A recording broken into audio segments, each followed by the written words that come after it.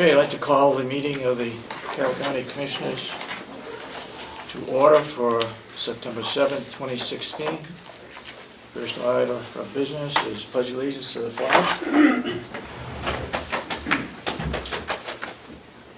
I pledge Allegiance to the flag of the United States of America and to the republic for which it stands, one nation, under God, indivisible, with liberty and justice for all.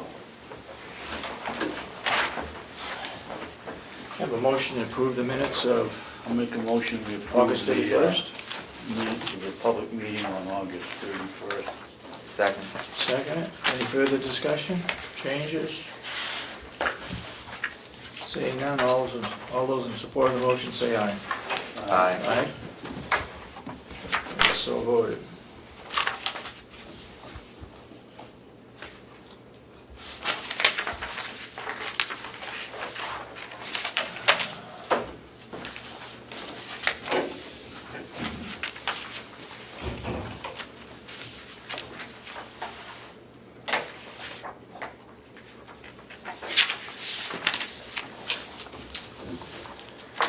Okay, public input? Seeing none? Steve Knox, Same lot. Commissioner. Farm update. Come on in, the water's fine. It's on. I'd like to give a periodic update as to where the committee is at this point in time. The summer vacations and people traveling, it has been very difficult to get a quorum for meetings. And as a result, we've had several meetings in which there was not a quorum, but we took advantage of the time for work sessions to try to get as much done as we could. But as you know, without a quorum, we cannot take votes.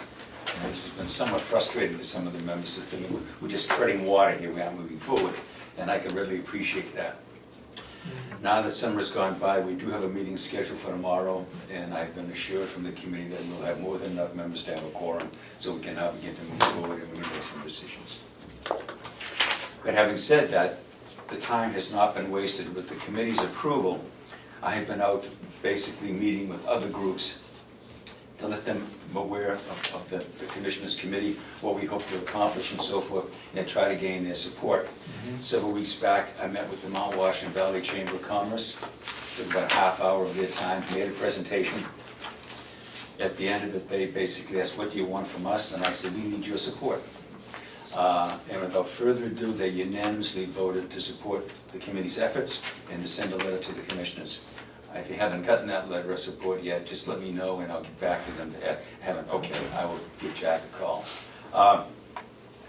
Also met with the Carroll County Conservation Group, their board of directors. It was in the evening, it was late, I think everybody was tired. But again, I made them aware of what was going on, what the committee was trying to accomplish. And I also met with the New Hampshire State Group, the small and beginning farmers of New Hampshire.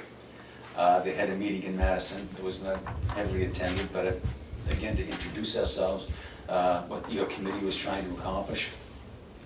And I asked them a question as to what they felt some of the biggest issues were for their group, small and beginning farmers.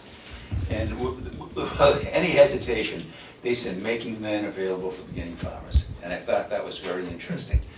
And I said to them, I said, one of the options that the committee is looking at is basically taking some of the county lands, breaking them up into smaller 1- and 2-acre parcels of land, charging a very minimal fee for lease to allow beginning farmers to get involved in agriculture to see if this was a worthwhile career for them.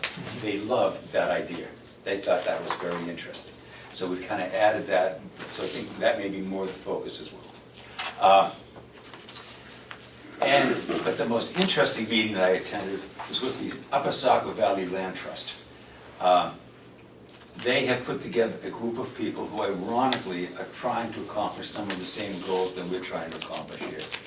And I attended their meeting, and who was there was the Mount Washington Valley Chamber of Commerce, the North Country Farmers Cooperative, which is an interesting group they want to talk about a little bit. There was somebody from Extension there, and so it was a good group. And what came out of this thing was that some of them have been looking at this for the last 10 years, which kind of concerned me a little bit.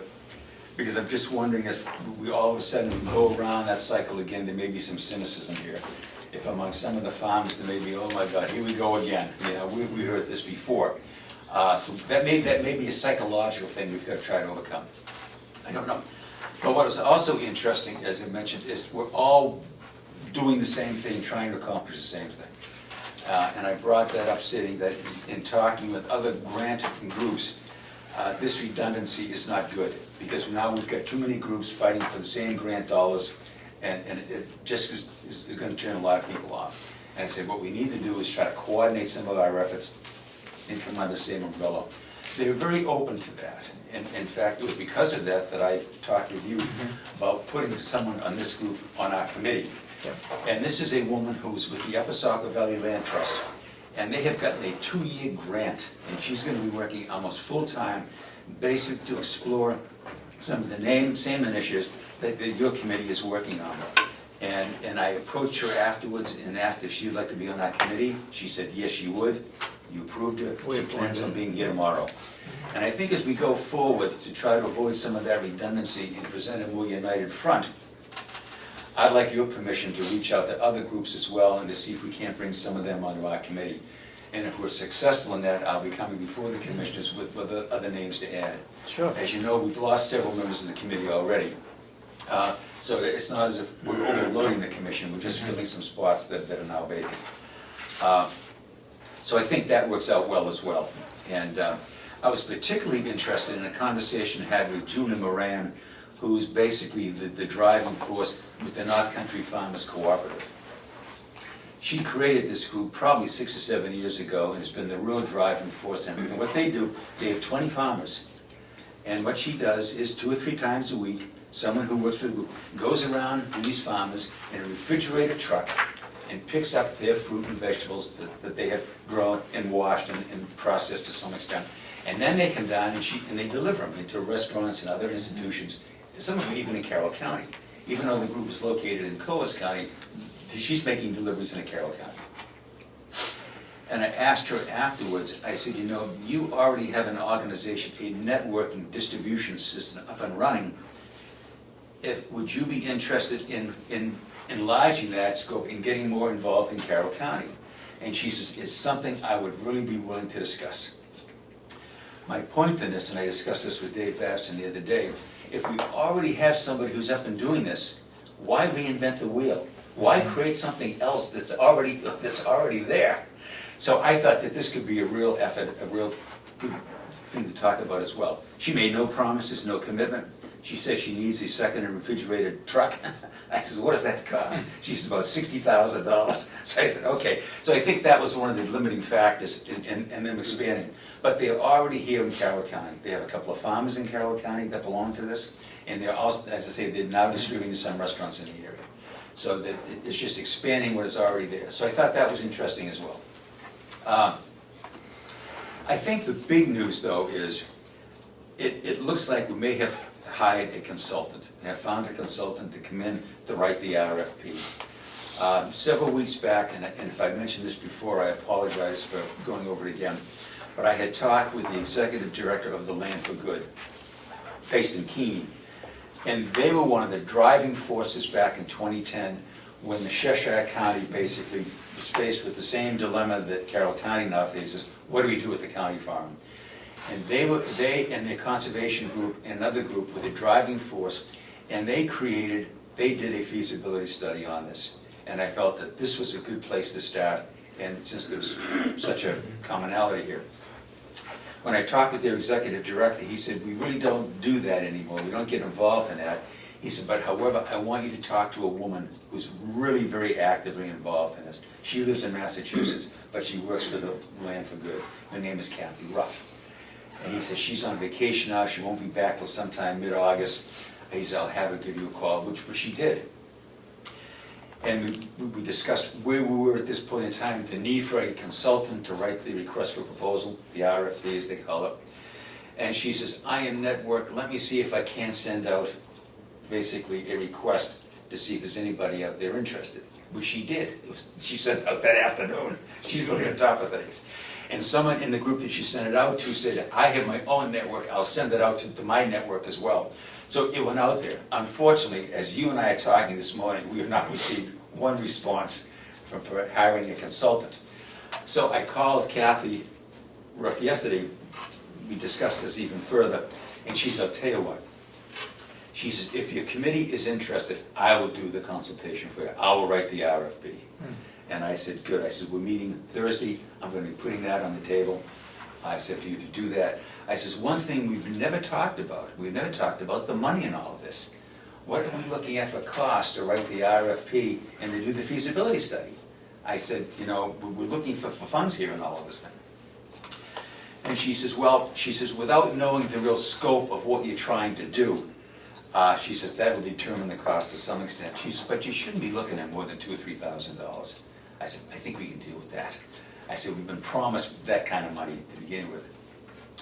And she says, on the feasibility study, she says, again, depending on the scope of what you're looking for, she says, but I'm thinking maybe in the range of $10,000 to $15,000, depending on your scope. And I says, that seems doable. But again, those are rough estimates. If all of a sudden our scope was so broad, then that changes the numbers. But she says, but those are good ballpark figures.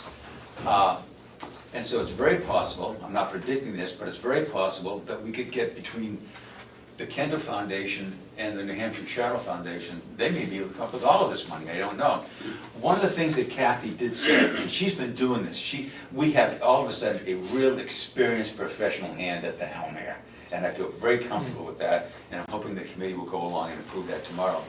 But she said, I'm telling you right now, she says, once that RFP is ready to go out for bids, she says, if you don't have the money for that, she says, no one is going to respond.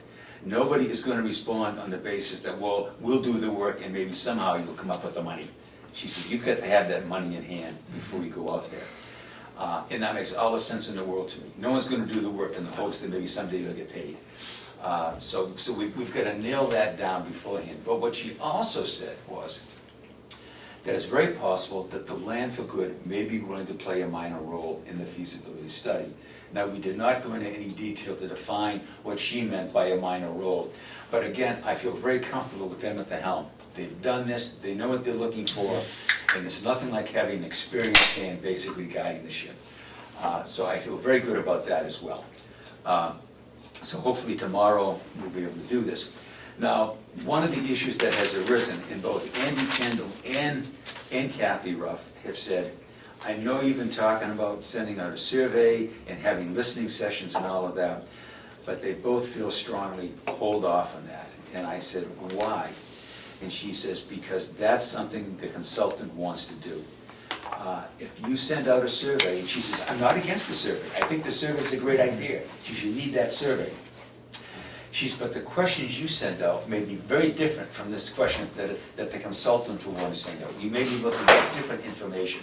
And what you can't do is send out one survey, and then 2 or 3 weeks later, send out another one. She says, I really wish you'd hold off on the survey until the consultant, meaning her, has an opportunity to review just what kind of information and data they want back. And I know, as a fact, that the committee has worked very, very hard on putting together that survey. And to ask them to hold off now, I think is you know, it's going to be wide. Once again, we're just treading water, we're spinning our wheels here. So I think that's going to be an issue that we really need to discuss tomorrow, and hopefully they will understand and go along with Kathy. What I did do is Kathy sent me a very extensive email after we talked, which I then turned around and sent to the committee, in which she outlines a lot of the issues that she wants to discuss. And I think I also forwarded that to you, Kim. I didn't? No, remember... You were included in it, yes. No, I had asked you yesterday, after we talked, if you could send it to me. Yeah. Let me go back and check, because she sent it to the committee, and I had sent stuff to the committee, including you as well. Yeah, there was a lot of stuff that was, some small stuff that went back and forth. Yes, okay, I will check on that, because she sent out a very detailed email to the committee saying, these are just my thoughts and recommendations on it, which I think were important. Has she seen the survey? Yes. The one that the committee put together? I did send it to her, and I asked for her comments, which she came back to me, and again, I forwarded to the committee. So they're not going to be blindsided in all of this. They've had an opportunity to take a look at this. And So that's important. When Kathy and I talked about this, I said the big unknown in all of this is the election. I said November 8th, we're going to be dealing with different people. I said, and I have no idea at all what their response may be to what we have started along here.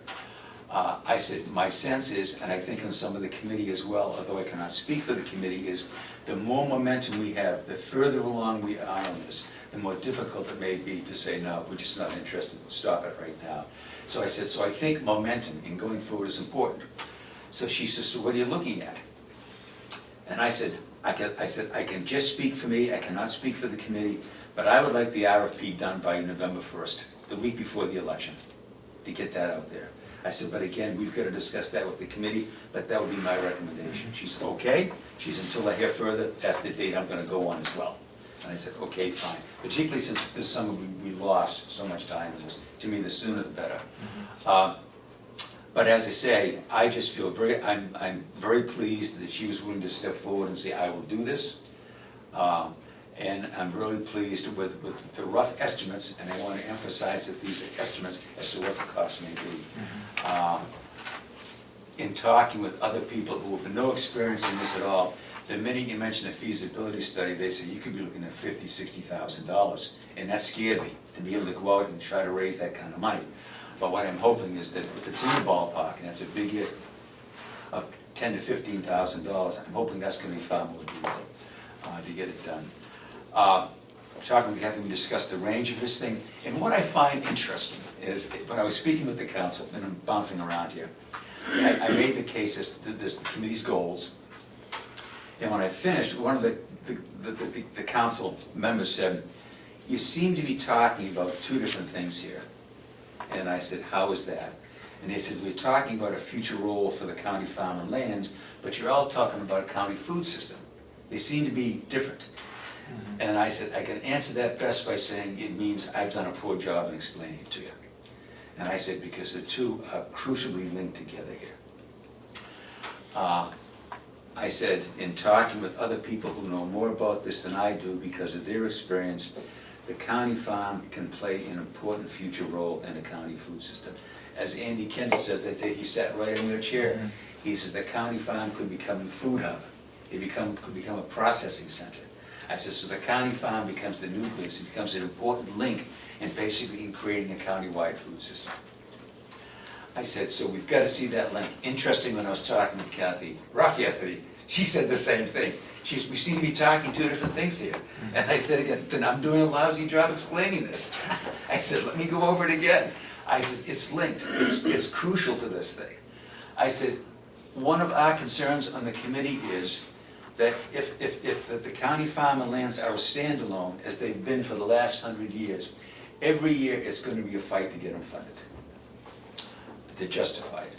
I said, but if it's part of something much bigger that basically impacts every person who lives in the county, it's going to be much easier to see its role in the fund it, whatever role that may be.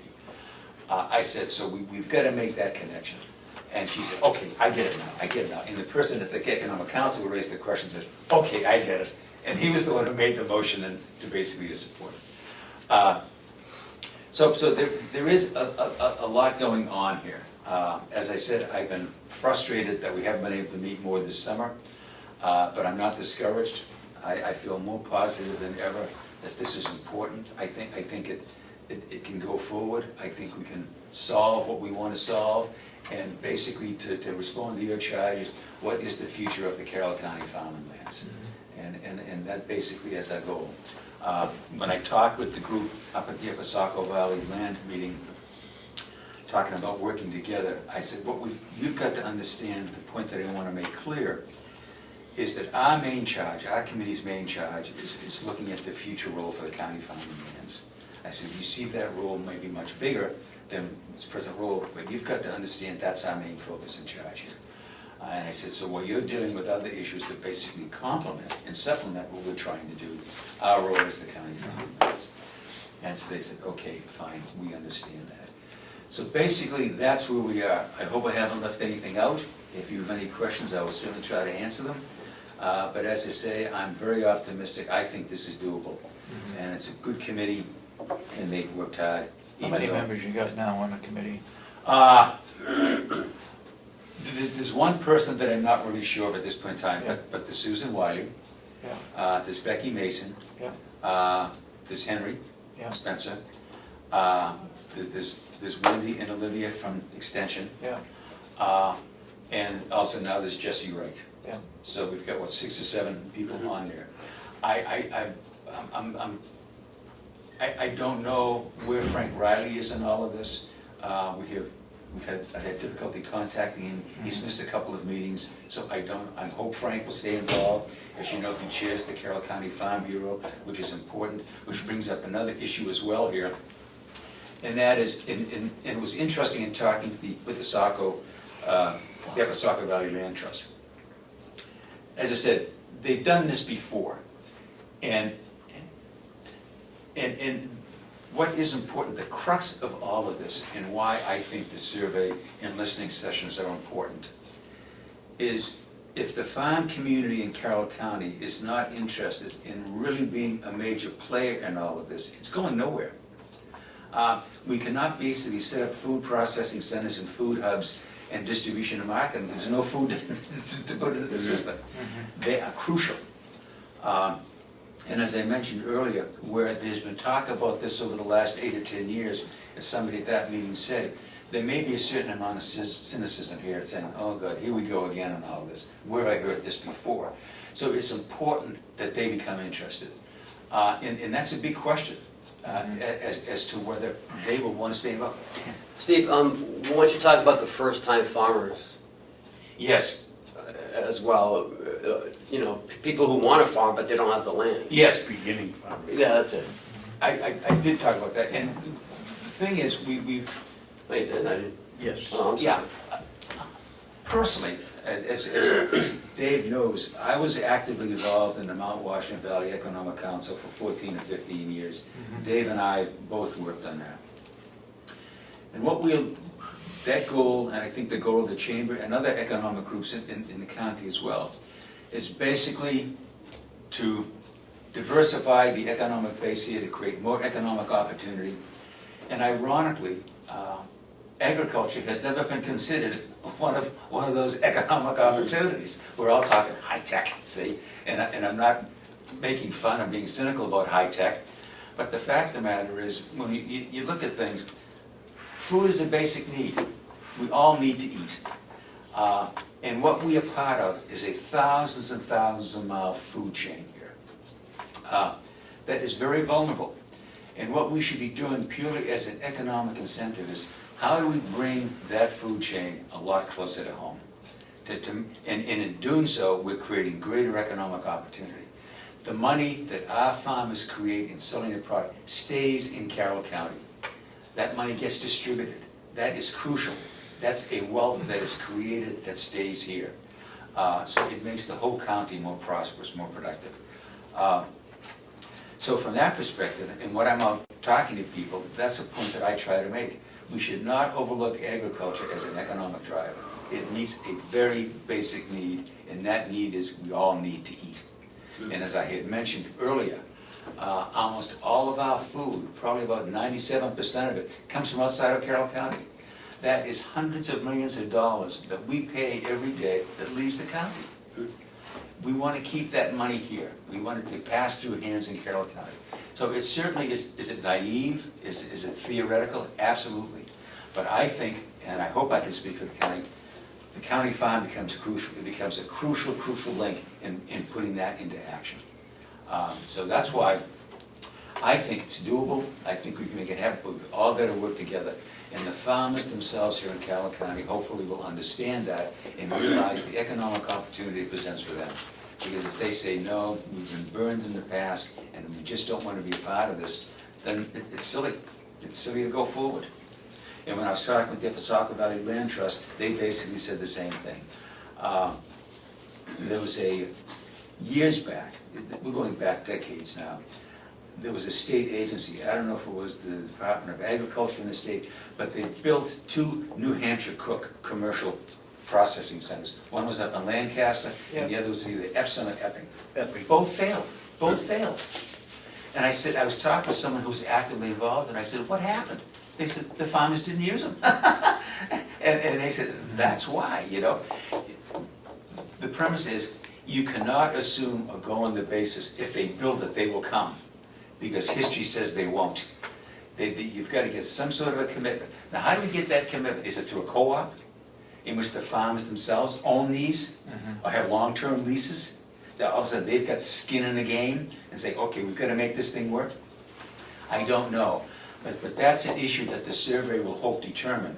And if the farmers basically say, or those who respond, you know, this is nice, but I'm not sure I really want to make that kind of a commitment, then we've got it. The next question is, what is it going to take for you to make that commitment? And that's going to be difficult. That could be difficult. I don't know. But as I say, it's we've got big major obstacles to overcome, a lot of unanswered questions, but we are moving forward, and we're starting now to build a nucleus of talented players who are willing to get involved. And to me, that's the key right there. A couple of things, Sure, Steve. go ahead, Dave. You mentioned this lady's looking for a truck. Yes. A refrigerated truck. She ought to talk with Sut Marshall, because he went out of the ice cream business. Yeah. But he had trucks, and I don't know where they are. I think there's still a small one around, but that might be a Okay, that's a good point. possibility. Thank you, Dave. The other thing is, there is a survey going out from UNH to all the farmers. Is it statewide or just to Carroll County? It's statewide. Could you get a copy And of I that think it's survey? also, I think it could be all New England, actually. Okay, You have to go through extension. It's an extension that's doing it. yeah, Olivia has never mentioned that. And I think this lady's from UNH, or Okay. is in touch with UNH anyway. So somebody in extension ought to know Okay, about that survey. You have not heard back from the Farm Bureau regarding the 50 members? no, I have not, and I was gonna follow that up with you. I know you had said you would get in touch with him to see where that was, but I have not heard from him at all. You remember at the Farm Bureau meeting, Bill Stockman mentioned the members, that the committee wanted the members? When we were at Over at Bears. Bear's place, yeah, out on the porch. I don't Bill remember mentioned that. what did he want? Well, I don't know The what he names of them, wanted, or he just he said wanted- that. He's on the board at He request requested. of the Carroll County Conservation District. And when I spoke to them, Dave, at the end of the meeting, he had said, when I talked about getting farmer participation, he had said, I think I can get you a list of names of about 50 farmers in Carroll County Oh, who might be yes. worth talking to. Okay, now, And I called them up the Yeah. very next day just to confirm that. He says, yes, I'll send that out. That was over 2 weeks ago. Okay, And so I would like that list. okay. At the Upper Saco Valley Land Trust meeting, there was a woman, it wasn't Julie Moran from the North Country Farmers Co-op, but another woman who was there. And she made the comment how we need farmers willing to put skin in the game, as she called it, willing to make a commitment to this thing, to make it work. And she said, as a nucleus, she says, in my opinion, we need about a half a dozen farmers who are willing to do that. They've got money on the table, and now, yes, we're committed to this. And so when Bill Stockman said, you know, I'll send you a list of 50, he says, and I think these 50 would be a good starting point. You know, these are the people you want to contact. I thought, okay, you know, we're not going to get them all, but again, if we can get a half a dozen who would commit to this, then it's a start. So when Bill said he would do that, I was really pleased. So if you could follow up on that again, I would appreciate it. I gave him my name and address and so forth, and phone number both. So Okay. I would like to get that going. But that's basically where we are. We have not been idle. I've been out there talking this thing up, and getting good support. I've been, You've been doing a good job, Steve. well, time will tell. The proof is in the pudding. you haven't missed many places. I know No, that. he's really done a lot. Yeah. And as I say, it's important. There's another thing. Janice Crawford, who, as you know, chairs the Mount Washington Valley Chamber of Commerce, she's been involved in this. And if you know Janice, she's a bundle of energy. Janice leaves no stone unturned. And she's been over talking to Green Thumb Farm in Freiburg. And they have quite a cold storage and processing center over there. And she's been talking to them about them becoming a food hub. And basically farmers bringing it in, they're gonna wash it, they're gonna process it, they're gonna store it and so forth. Of course, it's gonna be a charge, they're a business. But there, it could possibly be another food hub. So just theoretical, and this is all theoretical, say we ended up with two, the one here at the county farm and the one up there. Now it's less excuse for farmers to say, well, it's too far for me to drive, because now we've got two of them. And I know at the meeting at the Upper Saco Valley, they were talking about additional food hubs throughout the county. So distance traveling should not be a factor if all this comes to I think happen. the major factor, Steve, is that most farmers want to sell retail because that's where they're going to make the money. If they sell wholesale, they're not going to make the money that they should be making. And this is the problem. You're absolutely right. And I know at a meeting, it was Frank Riley that made the comment. He says, look, I've got no surveys, I've got no data to back up what I'm going to say. This is just a gut sense of my part. He said some farmers have worked very, very hard to create their own retail outlets. He said either they've got their own customer base, they've got farm stands, they're involved in most community-supported agriculture, CSAs. They've worked hard to do this. He said they're getting retail. He said now you're coming along and you're asking these same farmers to expand their operation and to sell wholesale rather than retail. He says, I think that's going to be a tough nut to crack. He says it's going to be very difficult. And I can readily understand that. And I know when I was talking with someone who had some limited experience with the processing centers up there, she says, you've got to find a way for the farmers to make more money. She says, and if you can't do that, it's not going to work. And so that becomes the key. But I think what it also raises the question of is, I mean, as I mentioned the last time I talked, we've got probably a multi-million-dollar asset operation here at this county farm and lands. You know, we don't have to go out and fund this. There may need to be some renovation and bringing it up to speed, but it's here. Well, how do we ignore that? How do we say, you know, this isn't going to work? In fact, it was interesting, when Andy Kendall was here that day, maybe I mentioned this the last time too, I left with one of the representatives who I didn't know. But we had a nice chat on the way out, and we talked about the county farm and lands. And I said, let me just throw out to you a hypothetical situation. I said, and this may never come to pass, it's all hypothetical, it's theoretical. But say that we were able to utilize the county farm and lands and get the marketing and distribution and processing and all of that. And because of that and other things, county farmers, we were able to increase farmer revenue, not income, but farmer revenue in Carroll County, $300,000. I'm just grabbing a number. I said, but say in the process, the county loses $20,000 to keep this thing going. I said, is that a good investment on the county's part? And he said, absolutely. So, and I found that interesting, because he had voted against the farm early on. Yep. So it's a question of what is the potential? What can this thing be? And I'm telling you right now, your committee is a long way from finding answers to that, a long way. But all of a sudden, I think with Kathy Ruff here, with our reaching out and connecting with other groups and looking at the same thing, I'm feeling much more positive about the whole thing than I was months and months ago. Are any of those groups farmer participated? The North Country Farmers Cooperative it's all farmers. Yeah. And they've got 20 of them. And this Julie Moran, she's a grandmother, you'd never know it. She just exudes energy and confidence. And I don't hold me to this, but I thought she said that this past year, the last complete growing season, those 20 farmers collectively grossed $120,000. Which is significantly higher than when they started out 6 or 7 years ago. They're located in Coas County, they're located in the Northeast Kingdom in Vermont, and they apparently even had a couple farmers up in Quebec. Wow. So they're really riding around in that van, that refrigerated van, to pick up stuff. But I think she realizes, one group I haven't talked with that I think is crucial in all of this is the independent restaurants in Carroll County, the Valley Originals. And I've been told that there are about 22 or 23 of them just in the Mount Washington Valley.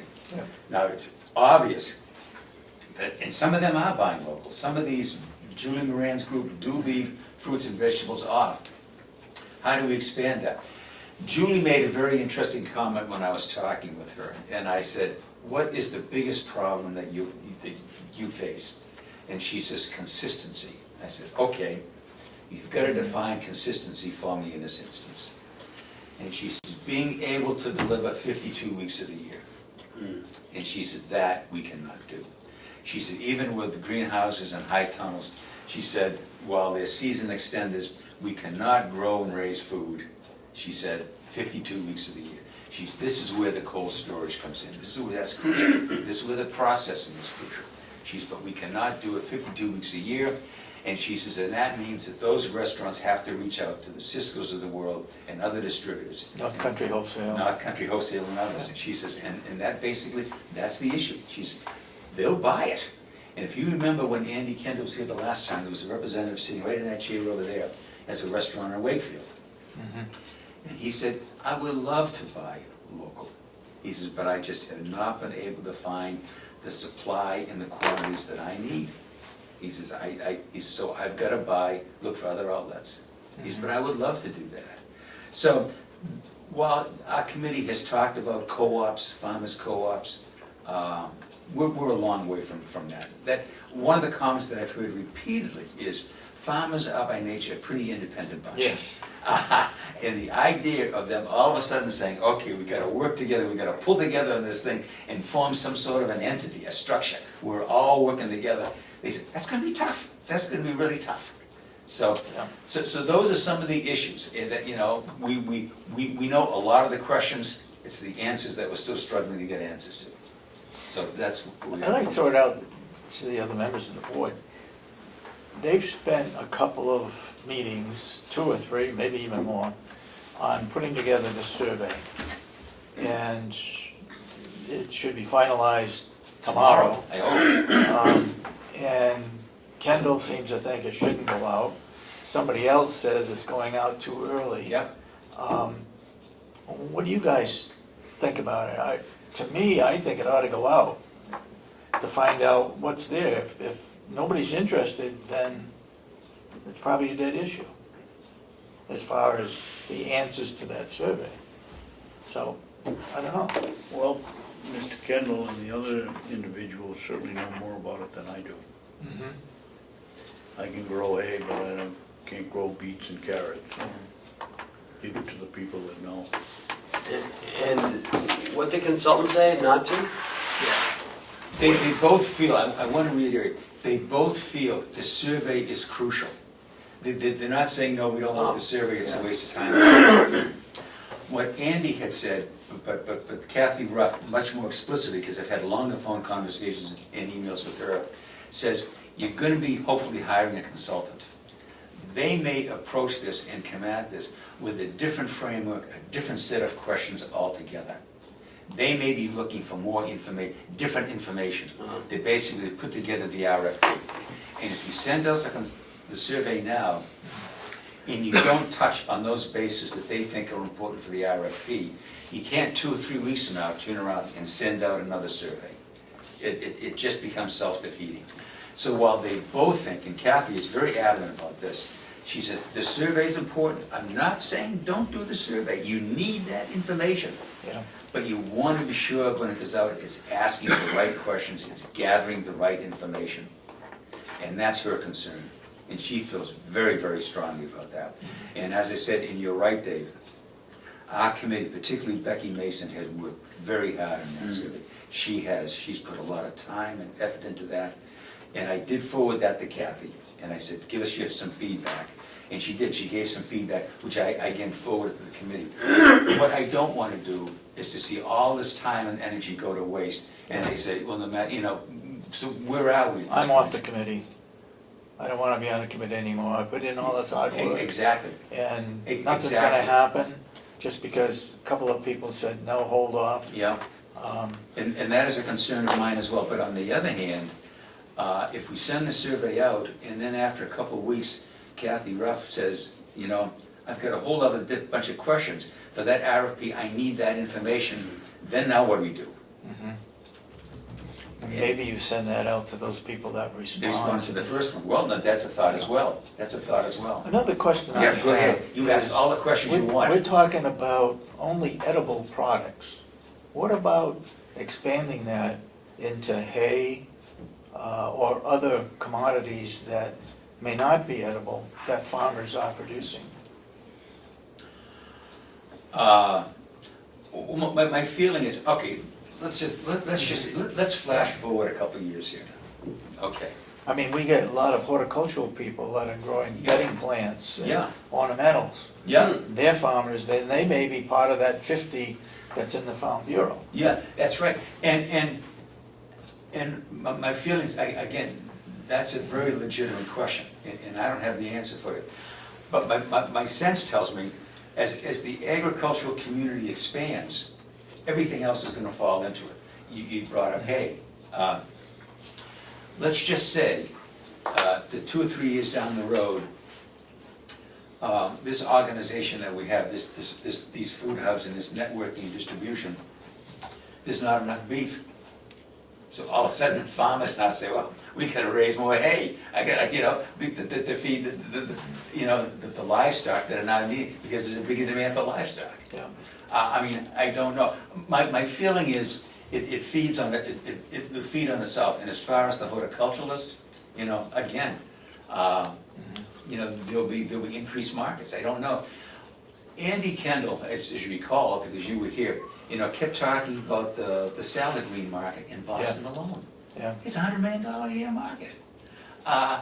So, I mean, I don't know, but I just wonder how many farmers in Carroll County grow salad greens. I mean, that would be something that, there's a limited market here. Well, there are restaurants, but how big is the market for salad greens? Yeah. This county farm is about 2 hours away from Boston. I know for a fact that there's a farmer, Pete's Greenery, up in the northeast kingdom of Vermont, which is 3 hours north of here, who is selling salad greens in the Boston market. Wow. So, if he can do it, it would seem to me that here in the county farm, or farmers in Carroll County, we ought to be able to do it as well. But now we're getting the refrigerated equipment, I mean.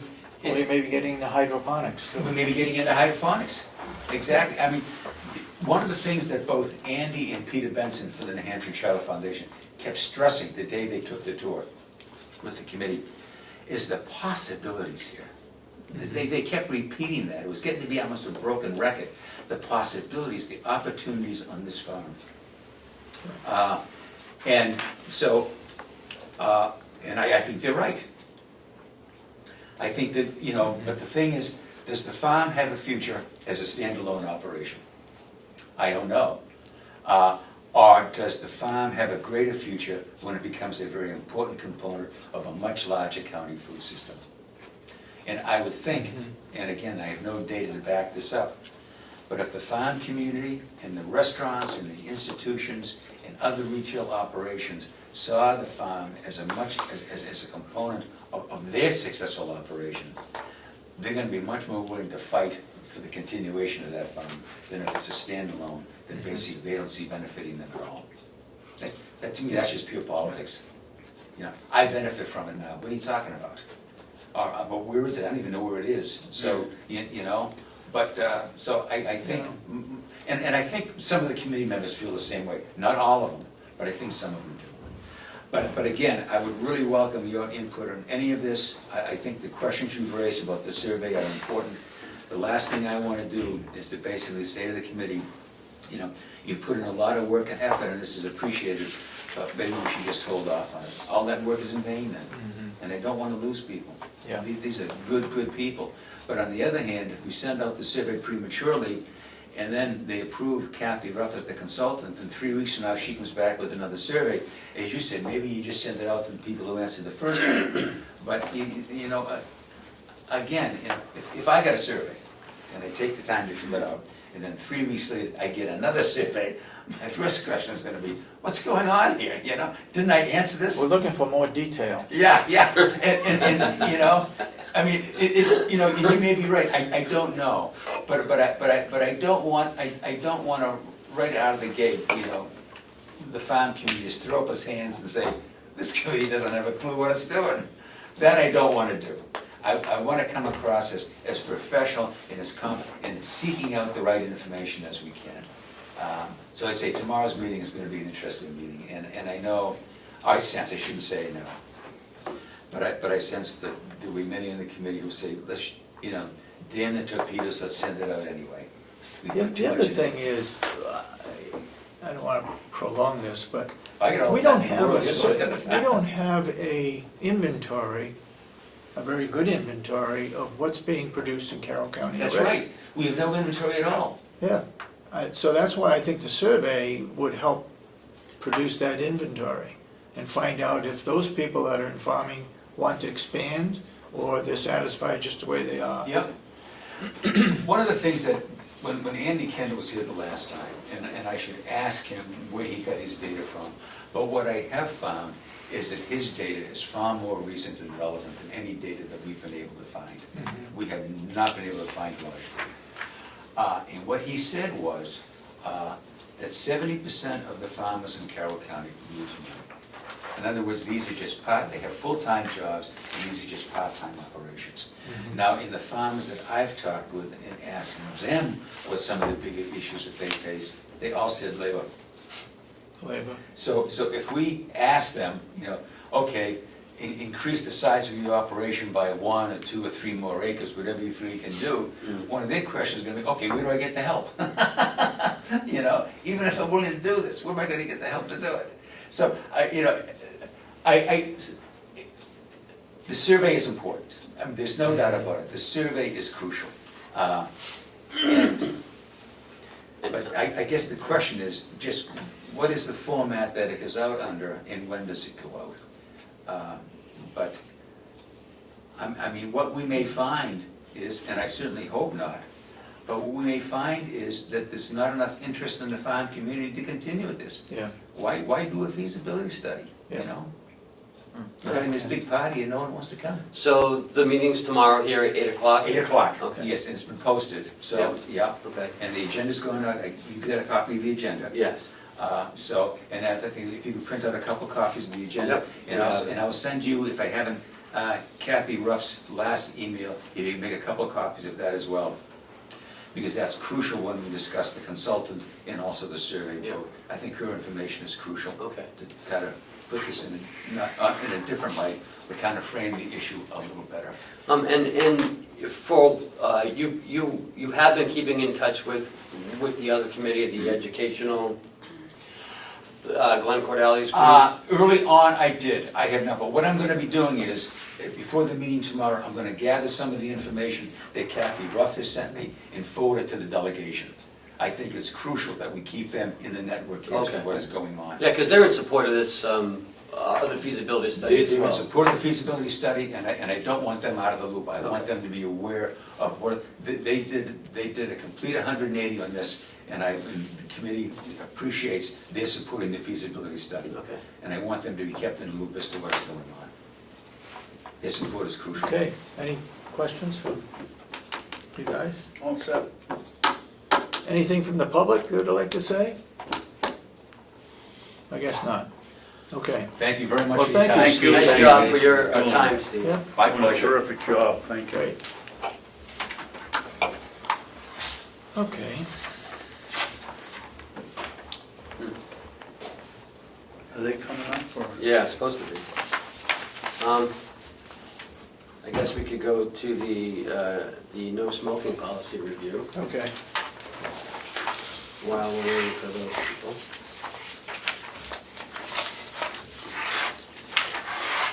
So, where is this one copied from?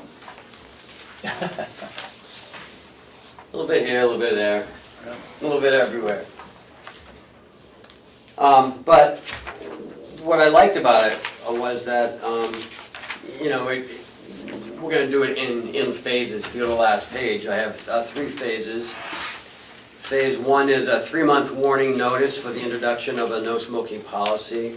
It's long enough for smokers to adjust, while short enough for people to come to terms with it. And in phase 1, we'll have really good communication. which is gonna be it's gonna be the important piece of this implementation. Is keeping them up to date and, keeping them advised, you get 3 months and. Well, is this 3 months from January 1st, or is this? No, it's 3 months from you guys signing it, so I'm hoping to get it done by the end of the month. And then we'll have October, November, and December. Okay. When Ed is looking into some type of EPA helping us with smoking cessations, she's calling Harvard Pilgrim to see if they'll help with some sort of a program. And then we got phase 2. We'll be putting the signs out about our commitment to a smoke-free workplace. And then there's 3, it's, what happens if, if someone smokes. And what does happen if somebody's caught smoking? It'll be, Is there a warning or a process? well, it's the that goes same, by? it reverts to our policies and our procedures on discipline. So, there's a written warning, then there's there's a warning, then there's a written warning, a second written warning, and then you could be terminated after the 3rd written warning.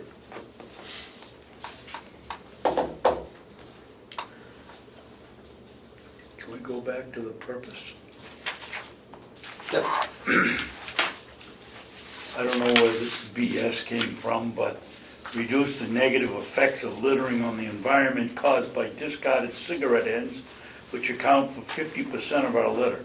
We've got a 8-ton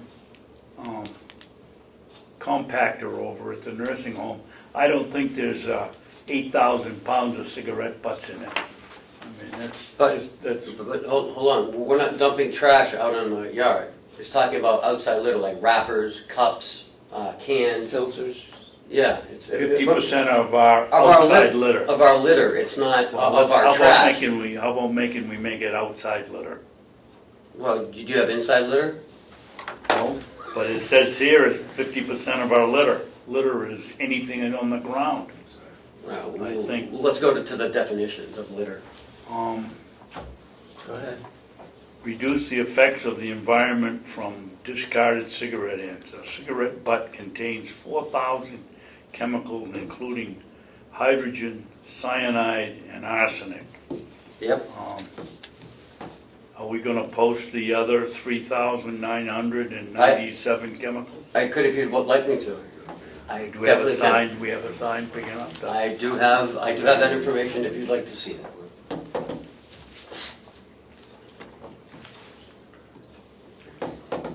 You got another one? Yeah, scope of policy. This policy applies to any person or persons on the Carroll County complex site, including staff, volunteers, contractors, residents, visitors, and elected officials. Mhm. Why do we need including all the staff if it includes any person or persons on the Carroll County complex? Just to make sure we understand we're here? It's just including. You don't need it, just Yeah, you this do. policy applies to I- any person or persons on the Carroll County complex. Okay. I'm sure they know they're here.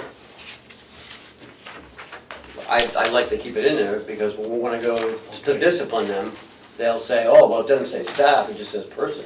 I'm a staff member. This is your baby, you put in any way you want. No, it's not my baby, it's your baby. What else you got? Got anything else? Chris, you got anything? Well, he hasn't checked all my punctuation yet.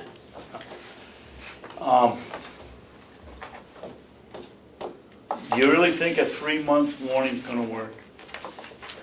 No, but I think it's, So you gotta set it somewhere. right, I think it's something to, we have to give them some warning. We can't just say, well, no more smoking tomorrow. It gives them time to, to adjust and say, oh, you didn't give me any warning, I didn't know this was coming. Communication is what we need to do here. Well, I think you're right, Kenny, I think smoker is very addictive and you're not gonna get people to, I'm worried about the whole policy working because I think we're gonna find find people sneaking around and having cigarettes because, Well, they get caught. We make sure that we have to discipline our employees the way we're supposed to discipline them. And we don't have that that we don't have that problem. we don't have a overage of help around here, so. Right?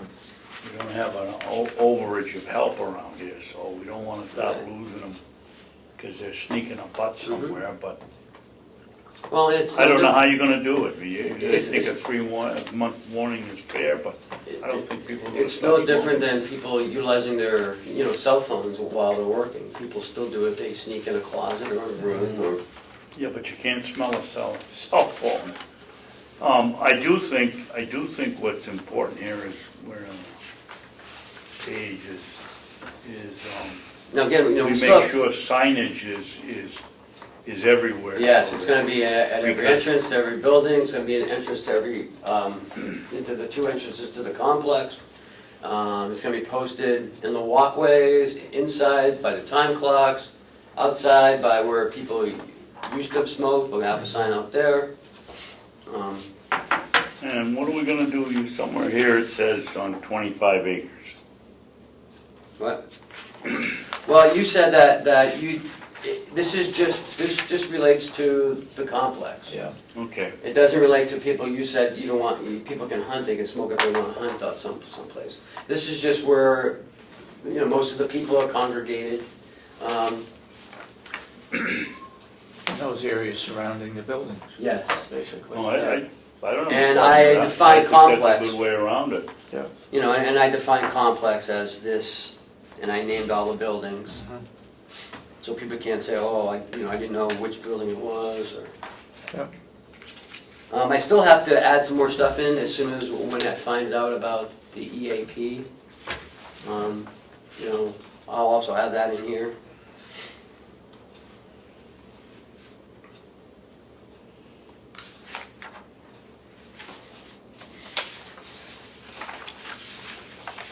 Comments, Chris?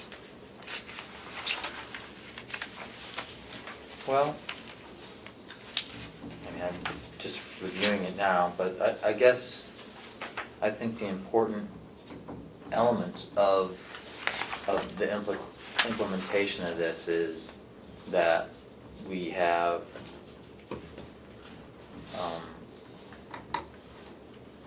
our eyes also put on the people who are smoking. And that the phasing it in is reasonable for them to comply. And also, this complex belongs to the citizens of New Hampshire, so, and some of them happen to smoke. And, setting up a policy that is so stringent that it doesn't allow some sort of flexibility, I think is troublesome to me, at first blush. So that's what I consider. When I'm looking at this, I'm also looking at the people who are affected, and as you said, they are addicted. Now they're trying to comply with something that maybe they don't have the ability to comply to, and then what happens? And so I'm concerned about that. Are you talking about staff? Well, I'm talking about, both ends of things. I'm concerned about the staff who, as we said, smoking is highly addictive, and their expectations to comply with something that maybe they're not able to comply with, and it only being in a few months, that may not be fair to them. And so I think that, I'd be interested in seeing how those people will be affected and what we're doing to work with those folks. And perhaps, and then perhaps that some sort of alternative, I apologize, some sort of alternative discipline phases of action may be necessary, and not just refer back to our manual, because it's different. It's kind of a different situation. And then on the other end of it, I'm also concerned because, You know, this is owned by all the people of Carroll County, and so, you know, shutting them out, you know, But at the To grasp jail, they don't smoke at the jail, it's been 2 years. So staff go 12 hours over there without smoking until they leave. I mean, so if they can do it for 12 hours, they can. And there's a really do lot it of for other 8 hours. places where they have no smoking policies. So I don't think it's something that can't be done. No, that's a But lot of it's places easy, like it's that. easy for us to sit here as non-smokers right. and say that. I know how hard it was for me to quit. And, Do you regret quitting? no, not at all. I haven't met a single person who regretted quitting. Not at all. It's difficult, and I agree. It's extremely difficult. Well, that's And why I I like quit to a offer long some time help to ago. these people. Well, let's to see what help we them. can find out Yep. by helping them. Right. You know, because we still have 4 months, or a little less than 4 months, but But my only concern in this whole thing to begin with, when I changed my vote, was I don't think the people that are residents of the nursing home should have to smell smoke on the employees here, and that, to me, is the biggest issue, and I don't, that's the one that we should well, and figure out that's how here to too. stop, and I don't care if somebody wants to go out and smoke and then go out and mow hay or do hell, it's not gonna affect anybody. Right. But if we do it for one group, we gotta do it for all. All right, so we'll continue to, you know, to work on it. If you can look at it over the week and give me some more input next week. Yeah, see what, Everything except punctuation. see what training would come up with that would help Yep. those smokers. I know, I've done hypnosis in the past. I've done, you know, from the American Cancer Society, they also have a program to help people stop smoking. Okay. Next, sir, I'd like to have Chuck and Carrie give us an update on the Kronos Okay. system. And a lot of our payroll issues that we had in the past, I just don't know if we still have them or not. Go ahead, guys. You're always going to have payroll issues because you have people employed. People Punching a make clock. mistakes. But our mistake rate is dramatically lower. We're getting a good handle now on Kronos, in large part to Carrie's addition to the staff. She's done an excellent job of drilling down into Kronos and really learning the system, and that has eliminated a number of problems. So working together on that, we've made a lot of progress. And we will continue to make progress because over the next month, we've got a Train the Trainer session coming up on October 6th, and then an upgrade on the version of Kronos in late October, which will vastly improve the quality of the system and reduce our error rate even farther, solve a lot of the problems that we've been struggling Is with. somebody coming in from Kronos to do the teaching? It's going to be an online process. There are 4 of us now who will become trainers for the county. And once we're through that- 2 year and Kathy Armstrong and Lynette. well, We had a 5th person, but we lost the 5th person for an HR position, so we're still looking to fill that position. But we will have a train the trainer session, and then we will go out and train the rest of the employees on the update, because it will be a new look for them to interface with, an improved look, and they will need training on that. We'll schedule all of that.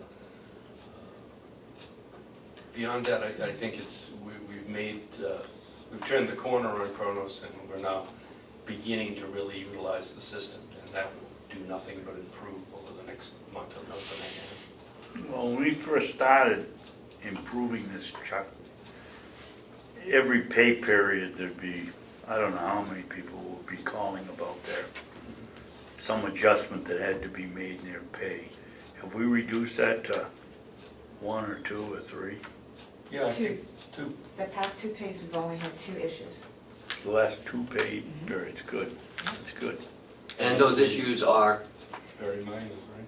Pardon me? Very minor issue. Yes, they're just due to them wanting vacation and it not being in Kronos and then transferring it over to ACS. So it's not even a pay issue, it was more of an employee not punching in for their vacation or not having that vacation available to them. So it really wasn't even pay issues. Are there any problems with scheduling?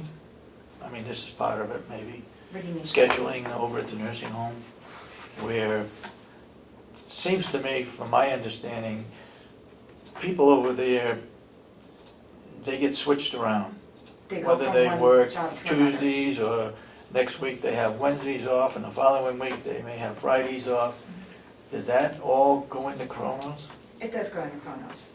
And it's very meticulous. I mean, it does a really good job of tracking. So there's really the only issue that I have to do manually is, for example, we have the supervisor pay and the M&A pay. Those are things I have to enter manually. Now, I've been reviewing the new Kronos update to version 8, and by doing that, that should eliminate even us having to do that. So it will be an automatic, so we won't have any errors that way by manually entering anything. The new version is amazing. I mean, just reviewing it yesterday, the things that I can do in version 8 that I can't do in the version we have now, I mean, it's gonna make things so much easier. Reports are right at your fingertips. It's gonna be fantastic. It really was a great move to go for the upgrade. It's gonna help the employees and the county here as far as pay goes. Questions? No, nice to hear we're finally get this thing working after 6 or 7 years.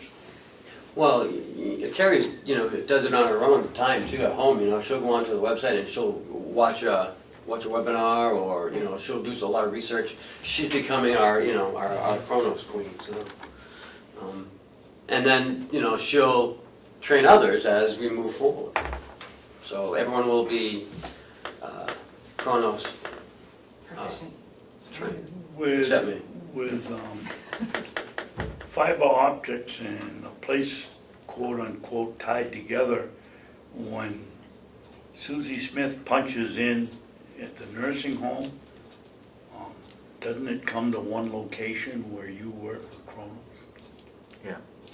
Well, right now It doesn't go, it it's goes uploaded to now. Yeah. goes to And then the it's- nursing home and then it gets shipped over here, but with, The Kronos, I think, was on a VPN Right. Yes. currently, so Right. it's currently connected, but it's cumbersomely slow. It's kind of like the old days when you're waiting for something to upload on your computer. It just takes longer and becomes frustrating. And sometimes it fragments and you lose some of it, and that's what was happening. So, but, I think Carrie's right. I think, Kronos 8 is gonna be a whole lot different than the way. Is there a we're doing it particular now. department that you have more problems with than others? The nursing home. The nursing home? And I think Because it's- it's a big one? I think it's It's because big it's a and big have one, plus I variables. think because, an employee might work as an RN one day and then they have to work as, an LPN or whatever it would be, in another department. So if you look at Kronos, it does separate all of those departments. But like you said, once we get the fiber optics and we get everything running smoothly, a lot of that's gonna transfer over a lot easier than what it is right now. I'm going back to the scheduler. Is the scheduler a key person in this Kronos system whereby, I can see somebody working over at the nursing home, their life is upset because one week they're working on a Wednesday, and the next week they may be working on a Thursday. So there's no consistency as to when they work. You mean like a normal 9 to 5 And job? my understanding also is that we are doing this because another person that works in the same department has an outside job. And the outside job interferes with the other person working, which is wrong. We need to focus on our job here at the county and not base it on making Yeah, but I think that they may have a valid point, Commissioner, but that seems to be more of a management issue of personnel at the nursing home as opposed to our timekeeping Well, that's true. capabilities. but it also would affect the timekeeping, I would think. Well, currently, are we using a scheduler module in the Chronos? Are we manually putting everyone's schedule into the Chronos so I don't think so. so when they punch in, it has to be verified by Chronos? So it's not, No, so that, Elaine does the verification. Elaine does all of that. She does all the Yeah. approving. Once she schedules them, she goes in and verifies that they've worked those particular Right. hours. I So- don't do that here. right, right. so, We have the The com- scheduling capability Yes. within the package, we haven't utilized it yet. That's Yeah. one of the goals, is to bring that on board so that we can eliminate the drudgery of scheduling and automate it. Mhm. and it will also put forth a labor budget. Once you put in everybody's schedule, it'll be able to spit out how much we're spending on the labor. So it has that twofold bit. People can't punch in unless they're scheduled, but once we put the schedules in, Oh. then we would have an already budgeted labor, and then we could compare that budgeted labor to the actual labor to see how we're performing on a management basis. So, I mean, those are things that the Cronus could do if we take it to its nth degree. Well, and I think that's Carrie's goal, is to Right. utilize that 100%. Right, and basically the doors that can be opened, that's just one of the doors that can be opened. It would also help the management team be able to account for and track how they're performing and give us, ideas of improvement. And there's a whole bunch of things that can happen through that, but you have to have it set up and it has to be operating. And obviously, we're working on the first step, and that's to make the time clock part of it work. Right. So it spits out the right information, so it sounds like we're on the right track. When they were going through their 1-hour phone call, I was, kind of listening in. This thing can do way more than how we're utilizing it. I mean, there's so much more we can do with this system, and it was exciting to hear the people on the other end going, well, we can show you how to do this, we can train you on this, well, yeah, we can utilize this. I mean, they want us to use it, we just never have for some reason, but now we are, so. It sounds like we're on the road. Yep. Everything's on the road, on the right path. Okay, sounds good. Thanks, guys. Chuck, you can stay. Thank you. Thanks, Thank Gary. you. Have a great day. Thanks for all your work. Welcome. Well, we finally got it. We finally got the 2015 audit, finally. The final, The final. it's not a draft, it's a final, It's right? final. It's in your hands. Well, it was.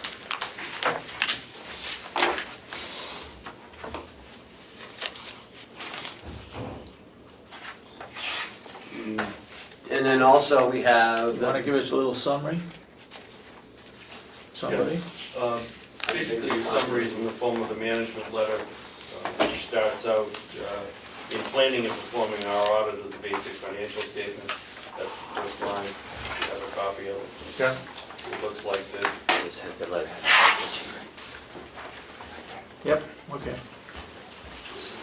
And basically, the first page of that indicates what the audit is about, and identifies that there are two things they're looking for. And one is a material weakness, and the other is a significant deficiency.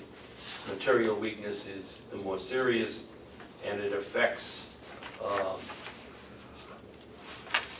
things that they see that could have an effect on your financial statements if they're not caught properly by management or by the people who are involved in the accounting process.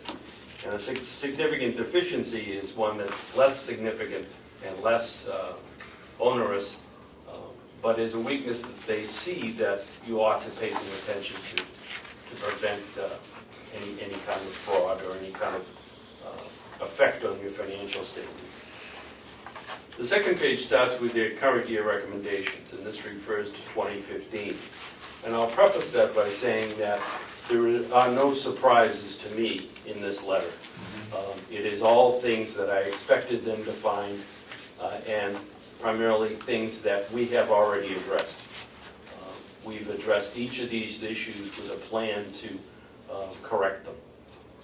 The first one talks about a fund balance, and we know we need a good, solid fund balance policy. And I'm in the process of writing that right now. And shortly I will bring it to you for your approval prior to the 2017 budget season, so that we have a policy in effect that governs how we will use the fund balance. I'm assuming that the delegation has to approve it also.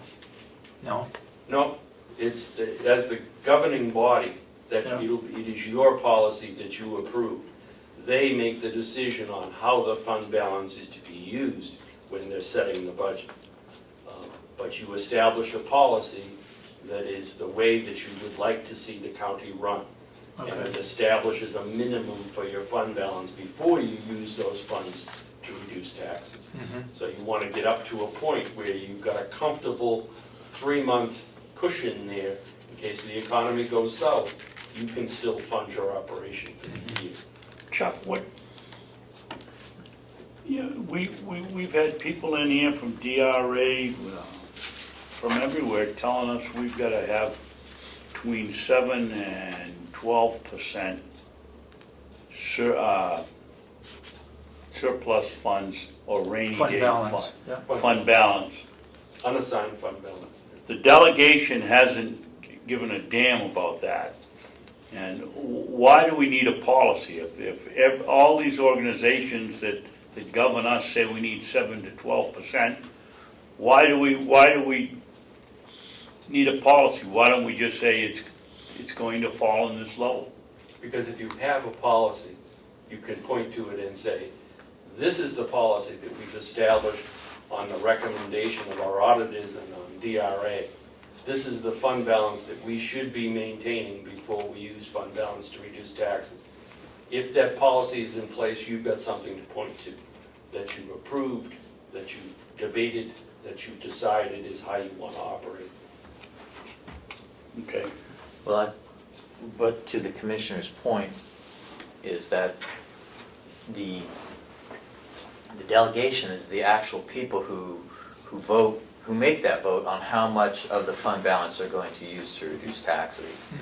And I think we can set up a policy, and. This is what we'd like to see. Correct, It's up to them. based on the policy and the recommendations of our auditors, and that this is, how we formulated the policy, and one would hope that they would use that as a guideline.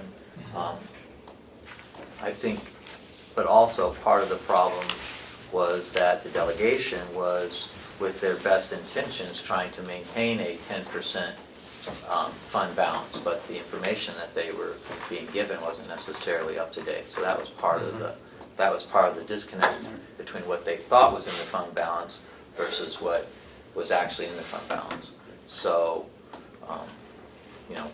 that part of it we need to make sure is up to snuff, which is why I'm encouraging us to get the RFP out for the audit to happen as expeditiously as possible, so that they could actually see an audited, unrestricted fund balance number before it's time to make that decision on that year's budget. So that's why it's important to get the auditors in here as early as possible so they can perform the audit, so then we actually have an audited, unrestricted fund balance by the March 31, so the delegation can go, oh, this is what it is, here's what the policy is, and then they can make a sound decision. The other thing that fund balance policy would benefit you for is when you're talking to the banks about your TAN. If they see a fund balance policy in place, that's encouraging to them, that you are actively trying to make sure that you're financially sound. The other, referring to what you're talking about in terms of getting the audit done, we're under a kind of unique restriction as a county in that our fiscal year, the end of it is very close to when our new appropriation comes. So we're not like a city or a town or a school district that ends their fiscal year June 30th and doesn't go to town meeting again until March, so that they have plenty of time to get their audit done. We don't have that grace. We have to get it done as quickly as we can, and sometimes you just can't make that goal. We found this year that we had a lot of catch-up to do. I am very hopeful that next year we will have a much better idea, so we will have at least a draft fund balance available for the delegation to see by the end of March. I think we'll be in a much better position to do that next year. Well, there is a vehicle for us to change our fiscal year, so it can be June 30. That's in statute, where we would, which might be something that could be entertained by the delegation. They looked at it once, probably 6 or 7 years ago, about entertain that idea of switching the county over to a June 30 fiscal year. So that sort of situation may. There are some counties that are on that, Hillsborough for one. The problem is, isn't it, that you have to budget an extra 6 months? Yes, Yeah, we do an 18 month. voted that down, Right, it's do an 18 18-month budget. Yeah. Yeah. I'm not necessarily saying it's the cure, but I just wanted to bring it up. It is possible, it's something that could be entertained. But if we could at least, as you said, get maybe not the final draft of what the fund balance is, but they've looked at the books enough to say, here's what we think you're about, where you're at. They give them a much better, truer number, than what we had in the past, especially this year. Are all of our bank statements, are they all in by the middle of February for the previous year?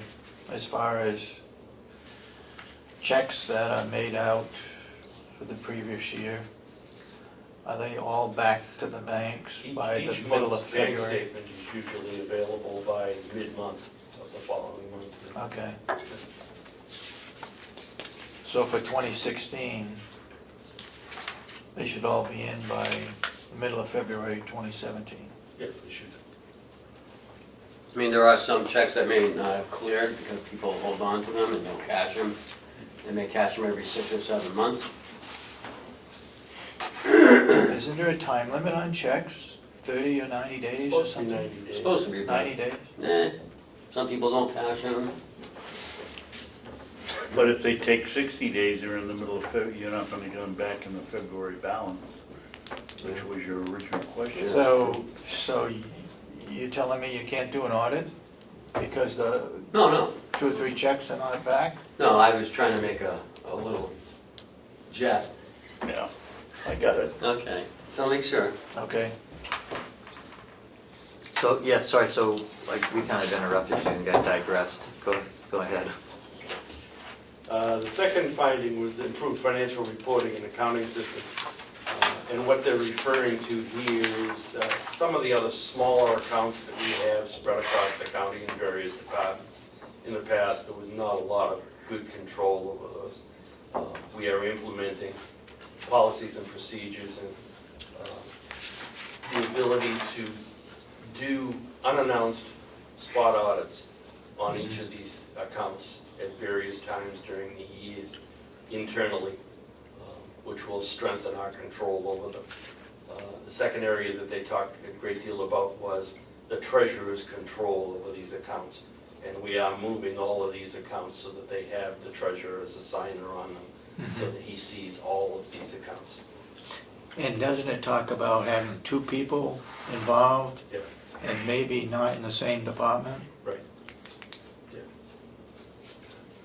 Yeah, so for we'll say the register of deeds would be the registrar and the treasurer. Sheriff and the treasurer. It appears here that, under this one, that,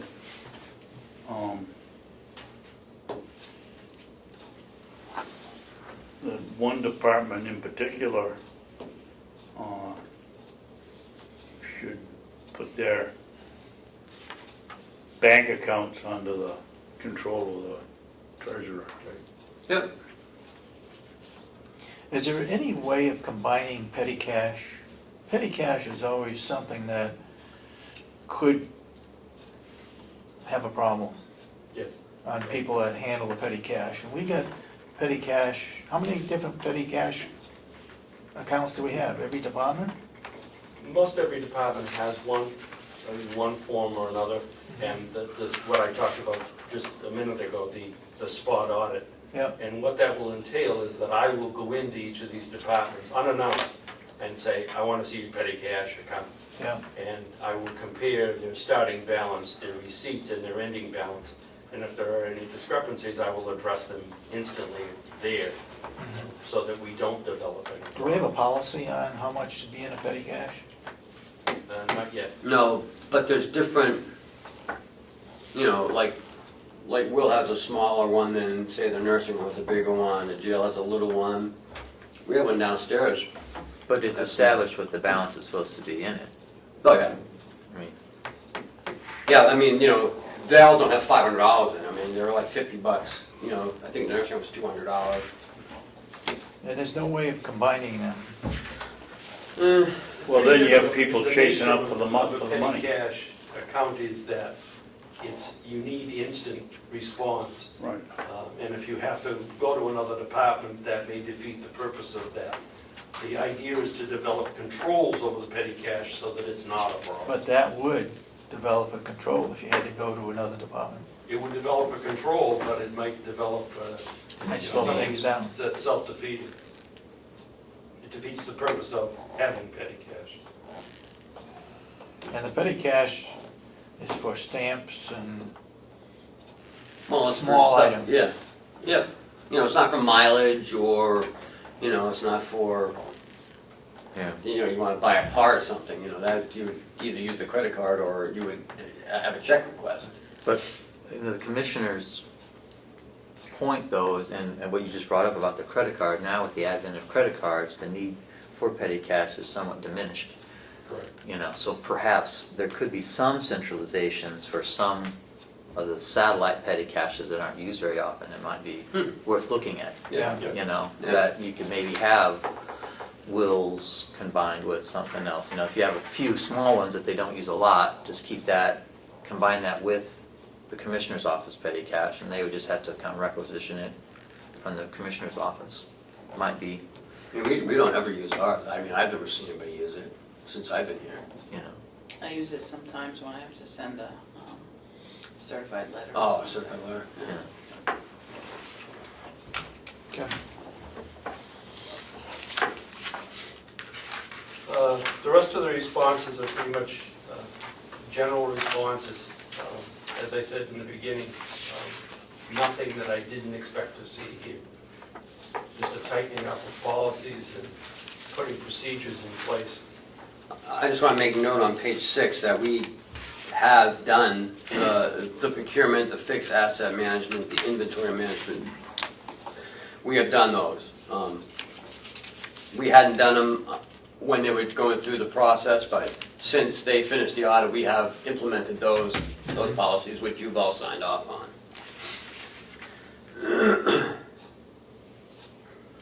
And number 3, improve controls over disbursements. A lot of these things we've already done. We've tightened up our controls. Right. We're in pretty good shape with that. Can we go back to what, the one we were just speaking about? What have we done to control inventory? Control what? Inventory, it says inventory management. What have we We done? have a policy on it. You guys signed off on it. It's downstairs in the book. I don't remember what it says, but Well, I don't ever remember anything that, talking about we're gonna keep 2 or 3 weeks, months supply of such and such. no, To it's me, that's inventory management, not procurement. no, it's how we do our inventory. I think it's what we did. I'll go down and look, but Yeah, I'd like to see a Yep. copy of that. yeah. Well, it's downstairs in the big binder with all our policies. Do we have what's the IT policy? And would what that have we be? done with the information I have no idea. technology? I don't even know what that would even be. Like how we use IT? Well, apparently we've developed a policy on it. I mean, we don't have an IT department, so I'm not sure.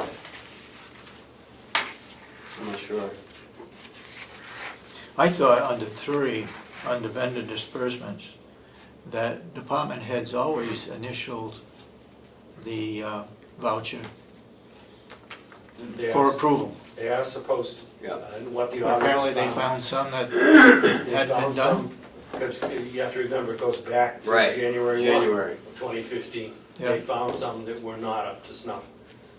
And we've tightened down on that, and we will continue to tighten down even further. And we have since, when was it, February or March, we really, you know, now Chuck has to sign off, you guys sign off on all these things now too, so, you know, everyone looks at it. We've implemented that, the procurement policy. So, I mean, you know, but again, this goes back to January of 2015. Are we What is making the in- fixed asset management? That's also downstairs in the book. That's all our fixed assets, like, All of our equipment, that is also going to tie in with our capital improvement program. right, We've upgraded our list of fixed assets so that during this past audit, we went through and eliminated the stuff that we no longer owned, that was still on the list, and we've expanded the list to cover more than what we had been before. like our vehicles. And how are we updating that? Do we do it on a monthly basis or a weekly basis, or? It's done when you purchase something that qualifies, it would be added to the list. When you sell something, you take it off the list so that it will be updated. So, During the course of the well, my year rather point is, than Chuck, the audit. is it, are we talking about a lead time or a lack of lead time of a week or two? Or if Dominic leases a car today, is it put in the books No, today or tomorrow, or As is soon it as we- another month, or? as soon as we get the information from him, and, you know, as soon as he registers it and then he sends it over to Primex. Primex also keeps track of this as well, all our vehicles. Well, I'm just thinking of any fixed asset. It's, you know, it all depends what it is. Like a vehicle, it may take a month before we get that information. But in most stuff, it's fairly quickly. Yes, yeah. Okay. We'll have to, let's make a note on that IT one, we really gotta look at that. Yeah, I'm not sure what they're referring to, Yeah. because I've never dealt with an IT policy before. I think there probably, one thing would be like the thumb drive, people getting information from here, having it leave the office. You know, how we handle the security of that sensitive information, I think might be part of it. Or is it more like computers, do we track our computers, laptops? Passwords. Oh, I thought I it would would think be the more computers like would be- value, if people would steal a computer or, I would think the computer would be under a fixed asset management. I don't know if that qualifies for fixed assets, kinda low in price. Yeah. Might be below our threshold. Yeah, I think it's 5,000 or something. But I think it's probably gonna have to do with the security of the information that's available that you can take in and out of the office, or must, you know, be in regards to that, what the policies are as far as taking work home and just doing it on your laptop or whatever. I suspect it has a lot to do with who has access to what. On page 7 on the top, electronic payments. I noticed when we sign checks and we sign that total list of all the checks, there's always electronic payments, either in the beginning or at the end. Some people see them and some people don't, who sign checks, but I think now they know that it's there. Yep. But how do we get to approve them before they're spent, before they're sent? The only thing we see is on the list of checks That they've been sent? It's gone. that they've been sent. Yep. That's right. So how do we approve that ahead of time? They're saying that they should be submitted to the commissioners for approval. Usually when you're doing an electronic payment, it's in response to the requirement of the payment that it go out on a timely basis. So that it may not be possible to get prior approval and still meet the deadline on that. But if we approve whatever it is ahead of time, knowing that it's gonna be automatic every month or week or whatever it's set up to be, a disbursement, then that should be good enough, I would think. Yeah, we had very few electronic I was gonna payments. say, I think we There's only have a couple. And two, I think. you're aware of those, so that you know it's gonna be a scheduled payment. Yeah. And we put it on the sheet so that you know it went out Yeah. at the proper time. Yep. Okay. But I think the point is that that procedure is lacking. And that's the point, is we're not approving the payment. The Yep. payment goes out, it's already been dispersed before we even see it. And I think that's the point that they're making, that's where it's lacking. I mean, right now, we only have a couple, but 10 years from now, it may be half. You know, I mean, the direction of this is going to be less paper and more electronic. And I think it's of note that, you know, you mentioned there's a timeliness issue. I mean, perhaps we need to look at that and try to tackle it. But if we approve of the project or whatever it is ahead of time, knowing that it's going to be done periodically, and then we see to make sure that it has been done, wouldn't that be sufficient? Yeah, but one of them is Cisco Food, which is, I would guess, a weekly delivery, maybe more. Right. And, Some of it would have to do with the terms and conditions of the credit, but, you know, but they're also, I guess what I'm trying to say is that it seems to me that it would be reasonable, since we are there every week to look at the checks, that it would be reasonable that we'd be able to approve an ACH before it was actually dispersed. It seems like we should be able to figure out a way that the commissioners... you ought to get more than 7 days to pay the bill. Right. Yeah. So that's, We'll review it with Kathy A. as soon as she gets back.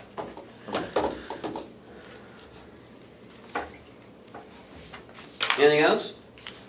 The last page, what, lack of documented rate agreements? Don't we have that with the union contracts? What are you looking at, David? The Last page, top, number one, payroll disbursement. Lack of rate agreements. What they found in employee files Yep, was that there were some files that didn't have the complete 100% paperwork in them that they thought they should. That some employees didn't have a documented rate schedule in there. And that's something we've tightened up on already. okay.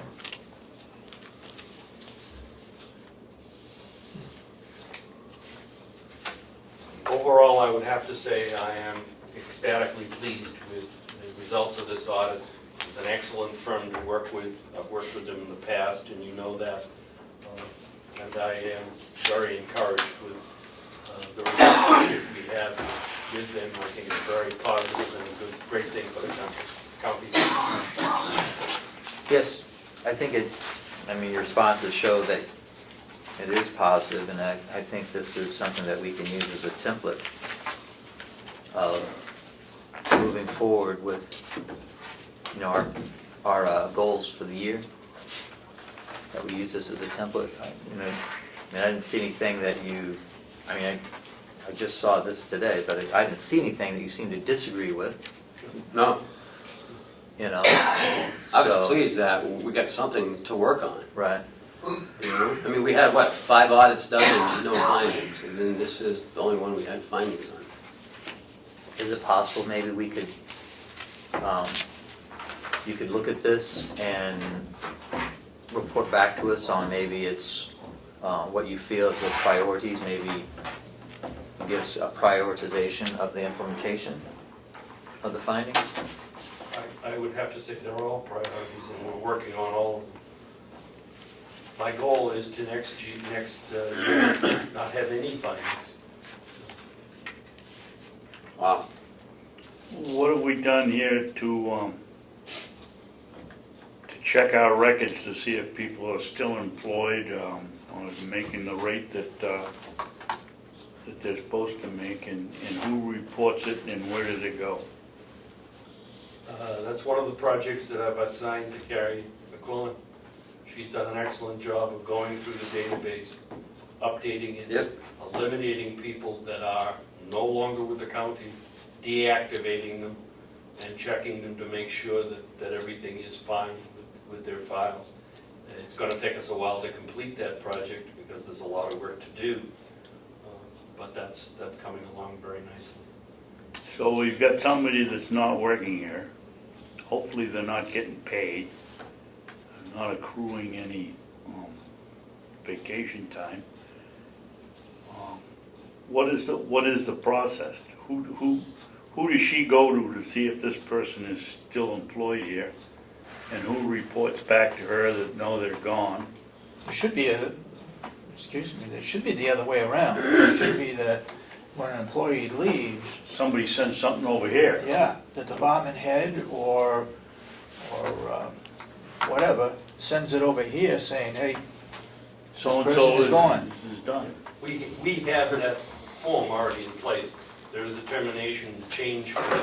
So if somebody changes their rate of pay or changes their position, that's noted on the form. If they are terminated, it's also noted when they were terminated and why they were terminated. That process hits Kronos and ACS, and they get deleted from both, or not deleted, but deactivated in both, because you stay there forever in the history. And then they get deactivated all the way down the line for all of their benefits and accruals. So there is a system in place that is working now to do that. Prior to this. but you gotta catch up, right? Prior to this, the people that form would come across, and the person would get their last paycheck, but they would never be deactivated. They would stay in the system as an active person, and every time you called up a report, you'd get a list of people that were still listed as active, but they weren't. And we've corrected that. Do the inactives even show up on our reports? If you are not deactivated, you automatically pop up on the Right. report as an active employee.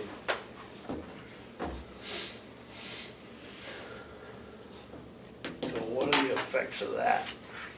If they You waste a lot of pop up as an active employee, but they're not getting paid, they're not accruing anything, what's the effect of that?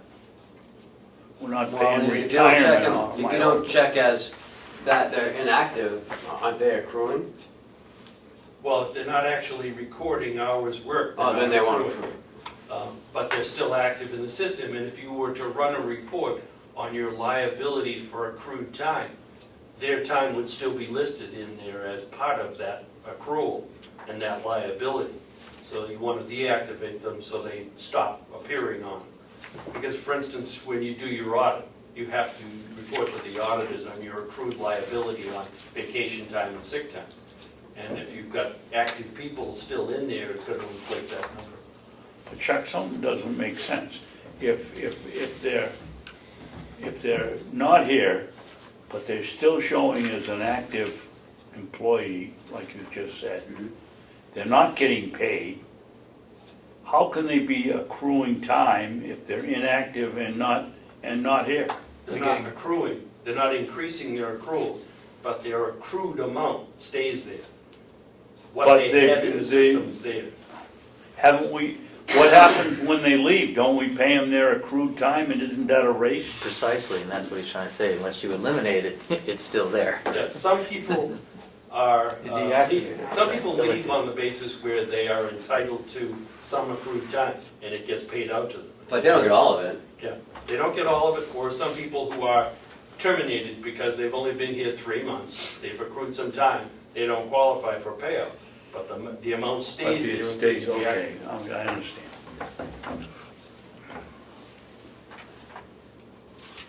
Anything else?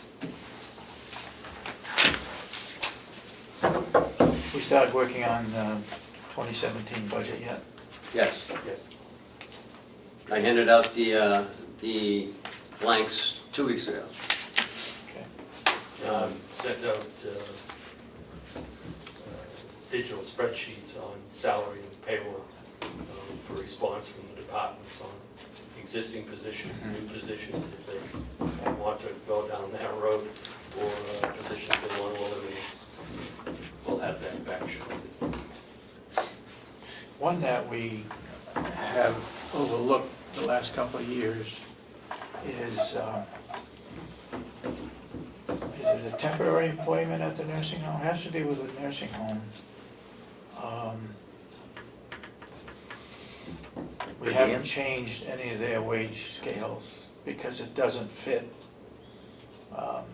They're not full-time employees, and they're not union The per diems? per diems. Is that what you're talking about? Yeah, Non-union employees got raises on the last cycle. that's true.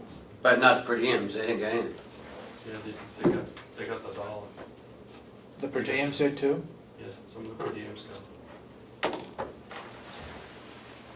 Okay. On-calls, per diems, got the dollar raise. I don't think so. It's only full-time people. There were some part-timers that got prorated, I think. But I'll check. But per diems are on call, Right, so so they didn't get it. I don't think they got it. Because we only put in 68. Okay. Why? Did you want to look at that? I mean, because, No, well, I would assume that Howie is looking at it at the nursing home, whether they should be paid more or not, okay. with a recommendation. Right. Yeah, I mean, I think that's a good point. If we're not really addressing what the per diems are making, they haven't Right. received a raise in a long time, then maybe we're not competitive on the per diem market. Yeah. So that we should maybe address that. I hadn't I'd rather get thought away. about it either myself, that the per diems maybe not falling into any category, and what does it take?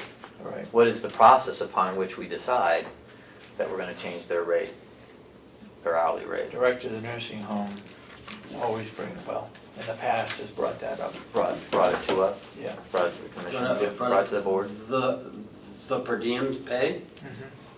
Okay. Just check on it.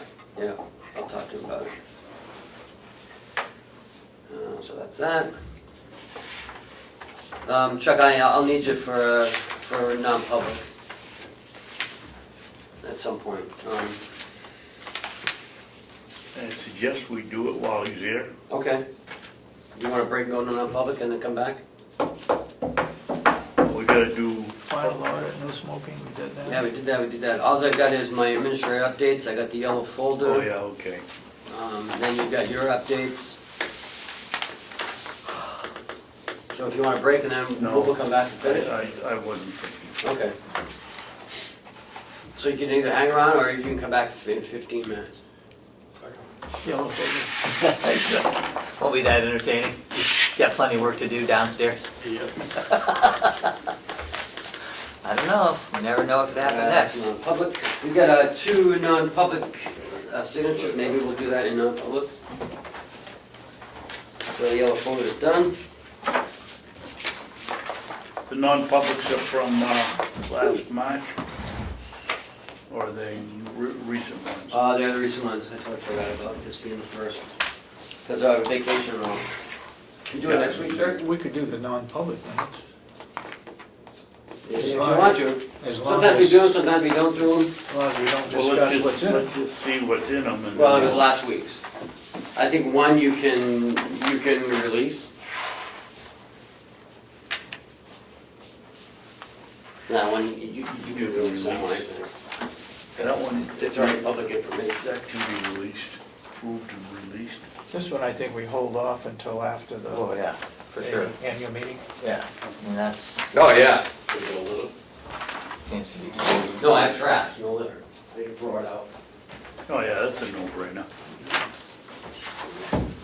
So you gonna make that? I'll make a motion that we keep sealed the minutes of, or we approve and keep sealed the minutes of the non-public minutes, session 2 of August 31st. second. Sorry. All those in There's support a of race the to motion? second. Motion, say aye. Good close second. Chris, could Aye. I have that? Yes, you need to sign, sorry. Aye. I'll make a motion that we unseal approve and unseal the minutes of session 1 of August 31st.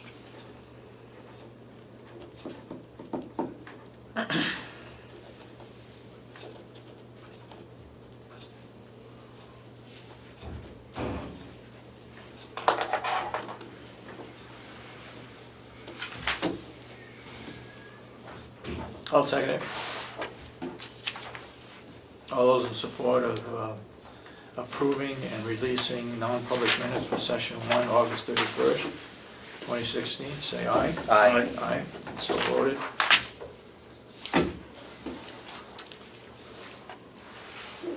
Okay, you got any? Yes, sure. well, I have a couple more things. Okay. Last week, the sheriff's department made a drug arrest on the complex. Ooh, Thanks to the jail and the sheriff's department, some inmates received some Suboxone. It was left out behind one of the rocks out in the field by a couple people. And the sheriff's department did a great investigation and they arrested 3 people. One from Dover, one from Ossipee, and another one from Barrington. And they've been charged with a felony. these were our employees, No, they were not our employees, they were our inmates. inmates. Yes. And apparently, through some investigation of the jail, they found out that it was a girlfriend of one of the inmates who dropped it off. And they picked it up. Joe and Mark, one of the outside maintenance employees, noticed that they were acting kind of suspicious and kind of funny after they ingested the medication. They made note to the jail when they brought him back that evening. They did a urinalysis and found out that they were doing drugs on the outside. So that's when the sheriff came in, did the investigation, and came up with the 3 arrests. So it was a really good teamwork between the jail, the farm crew, and the sheriff's department.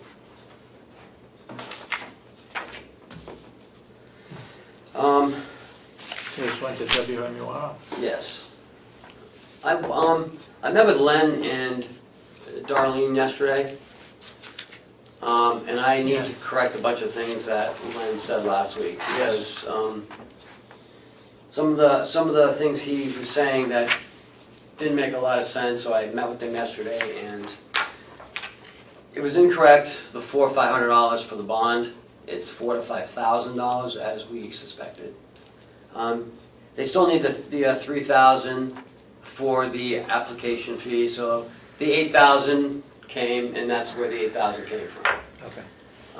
Apparently the $400 is a bond he purchased, the first bond he purchased for $10,000. They are not starting in September with 8 or 10 people. They can't start until they get the bond so they get the license to start. They're still looking at a January start date. 20 to 25 students. They are going to have some fundraisers. They want to have a Halloween fundraiser. I'm just going to check with, I told them that I would check with Primex as far as liability is concerned. And I'll need a copy of their insurance certificate as well. Of the culinary program? Yeah, because what they want to do is they want Do to they have it? Oh They yeah. have insurance? Oh yeah. They couldn't go in there without insurance. Required that as part of the. Right, and you know, I did speak with the insurance company before they went in there, and they sent me a form. So, you know, I have that, but I need a rider. naming us as, insured in case someone gets injured. Because they want to use the front part of the annex, where the haunted house is. They want to walk through. I was Yeah. over there last week after our meeting, and she was in there decorating it for the Halloween Where? fundraiser Oh, in the in the annex? dining area. Oh, okay, so yeah. She also mentioned that she would like to have additional space for a classroom, which is in the maintenance area, which all that stuff would have to be moved out and put into another room. I told her that probably wouldn't happen this year, and we'd have to talk about it. Yeah, And there'd probably be an increase in the rent as well, because that's a big space. yeah. And I explained that to her yesterday. So, we'd have, I don't know where we could put all that stuff. I mean, that's a lot Bob utilizes that as his workshop storage space, so. Yep. I said maybe down the road, but not right now. Anything said about putting that wall up? She was putting up a temporary curtain. Curtain, yeah. I wish they wouldn't have taken down that I know, accordion, I don't know why they did that. Did they need $3,000 to $4,000 to build that wall? So, I don't know when that's gonna happen. okay. And I was wondering if we change the meeting to next Thursday, on the 15th instead of Wednesday, the 14th. Okay. Because we're having an employee function, and I'd like all of you to attend if you could. Is that being advertised? Yeah, it's County going, employees. it's going out into the checks. We also included a stuffer in their checks last week about it. Everything's all set. We had another meeting yesterday to finalize everything. So it's an employee appreciation day. That's on the 15th, Yes. okay. It starts at 10:45 to 3. We're gonna hit all, most of the shifts. Wait a minute. Say that again? 10:45 in the morning until 3. I had 2 to 7. No, that's what we were shooting for, but everyone thought no one would come. So they had to have it during the day. So it's going now from, 10:45 to hit the first nursing shift, so they can have lunch there, yep, and until 3 o'clock. And what's the date? 15th. The 15th, 9:15. next Thursday. Okay. So we We have our starting at- meeting. At 8:30? or- Yep, no, 8:30, and then we'll do, and then we'll quit about 11 and go over. Okay. Still haven't found anybody that would cook it, Other other than it's gonna be done in a nursing home. Yes. Everyone felt that it'd be better that way, so it'll be cooked, because it's starting so early in the morning. We'll have raffles. We have 800 board feet of pine from day logging, I think. A half quart of cordwood. We have a bunch of gift cards been donated 800 board feet of pine, of lumber Yeah. or logs No. or what? of lumber. I don't know how much that is. It's a lot. It's a whole truck full. Captain Batchelor was able to secure that as a raffle. We got a half All quart short of pieces. Yeah, Whoa. yeah, they're all 4-foot pieces. Ah, Were you able to see it from there? they all fit in the pickup. And they're all 4-foot assorted widths, and they're all finished on 4 sides. So if you want to make, furniture or something, that'd be a good thing to use. We got a bunch of gift cards from some of our vendors. These are raffles Yeah. or, Raffles, yeah. and the raffle money is going to go where? There's no raffle money. Oh, Everyone gets 10 tickets, and they can put it in whatever raffle they Oh, want, okay. and then we draw it. Oh, I thought you were Oh, I see. buying the ticket. Oh, no, That there's no money involved, there's no That money cost, would go towards the picnic next year. no. Will actually donated for the pig, so there's no cost there. So I think it'll be a fun time, the staff are looking forward to it. Got any games? Yep, we have cornhole and ladder ball. We're gonna have a band there. Ian from the jail, Phillips, yeah, he plays in a band and they're gonna donate their time, Great, so, that's good. yeah. So I think it'll be a lot of fun. We've got 2 big tents from Stratford County have letting us use them, so they're gonna come up on Tuesday and set them up. They're gonna put them up? 20 by 40, so we got 2 of them, Wow, so it's enough. right out there in front of between the, The annex and the old nurse, and the new nursing home. Yeah. So, we had a great committee, everyone was excited about it. We had a lot of people, on the project, so, good. yep. After this one, they're gonna meet again, and we're gonna talk about, how it went. If it went well, then we'll plan again for next year. Good So- idea. It's about time we had something that was campus-wide for our employees. Yeah, and everyone's gonna have a chance to go. Yeah, And it's right before, the second shifts can come in, right before they start work. Mhm. And then the night shift, Chris is gonna put together a plate for everybody, and they'll be able to have, some pork and hamburgers too, and hot dogs. Yeah. So everyone's gonna, So is this pulled pork? yes. Good. Yeah. Because it's gonna be in, Chris is gonna prepare it, and then he's gonna pull it all apart, put it in big bins. Okay. If you don't like pork, you have a hamburger or a hot dog. Yep. And he'll have coleslaw, beans, and strawberry shortcake. Wow. Sounds good. sounds good. Yep. Well, Sounds like a picnic. employees deserve something like that, Exactly. Some sort of appreciation. Yep. Everyone can get together, you can meet everyone, they can talk, they can play games I if they want. hope everybody gets the word, including the people over at the courthouse. Because We when are we gonna- had this few years ago, there were a couple of the, what do you call Bailiffs? them? Bailiffs that came, Oh, which good. is good. Yeah. I It's said it open this. to every employee. Yep, and if there's some family members that are there, they can grab a hamburger or hot dog, I don't care. Yep. But it's just gonna be fun. Yep, good.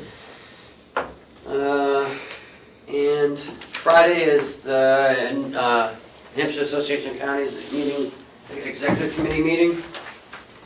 They want every county to appoint or bring some names of, they want a trustee member from the New Hampshire Retirement System, Board of Trustees, and a representative to New Hampshire Public Deposit Investment Pool Advisory Committee. So they'd like every county to bring forth a name if they so choose. Would you like to be on the New Hampshire Retirement System Board of Directors? Okay. Just thought I'd ask. Apparently, they're looking, they're gonna appoint Commissioner Bob Rowe to the executive committee. Well, that's what Hillsborough County is recommending. Yeah, Hillsborough County Commissioners approved the appointment of Commissioner Robert Rowe, vote required. The DuPont group is gonna be there to go over some legislative updates. Apparently there's talk about a tax anticipation note legislative bill being written by Frank McCarthy. Yes, that was in the paper. Yeah, I don't know why, but. Well, I'm sure his point is that you can't spend the money that you borrow this year to pay off last year's expenses. Is what he's been arguing about.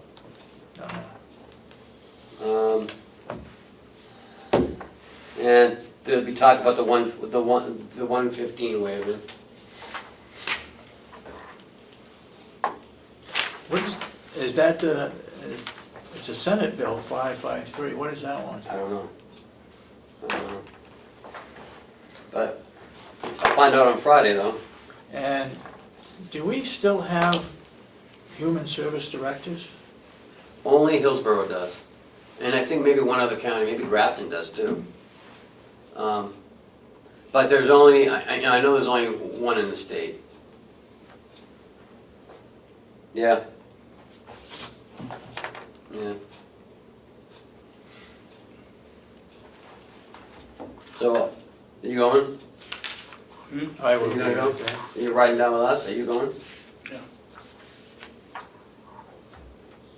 Are you riding down in the company car? That's this Friday at 10 o'clock. Mm-hmm. I'll call you. Okay. And I have a definition for litter. Waste products that have been disposed improperly without consent. Litter can also be used as a verb. To litter means to drop and leave objects, often man-made, such as cans, bottles, cardboard, plastic bottles, on the ground and leave them there indefinitely, or for others to dispose of, opposed to disposing of them properly. It's almost like the definition of a weed, right? A weed? A weed is a plant out of place. Yeah, good one. So when you throw something in the trash, it's not litter, it's trash. You throw it on the ground, it's litter. So 50% of our litter are cigarette butts. Prove it. Next week, I'd like to know how many people It's are by going weight, to the by- annual meeting. The annual conference, Yeah.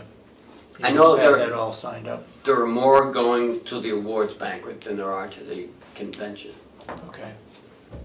So I can tell you that right now. I don't know exactly who, but I know there are more going to the awards.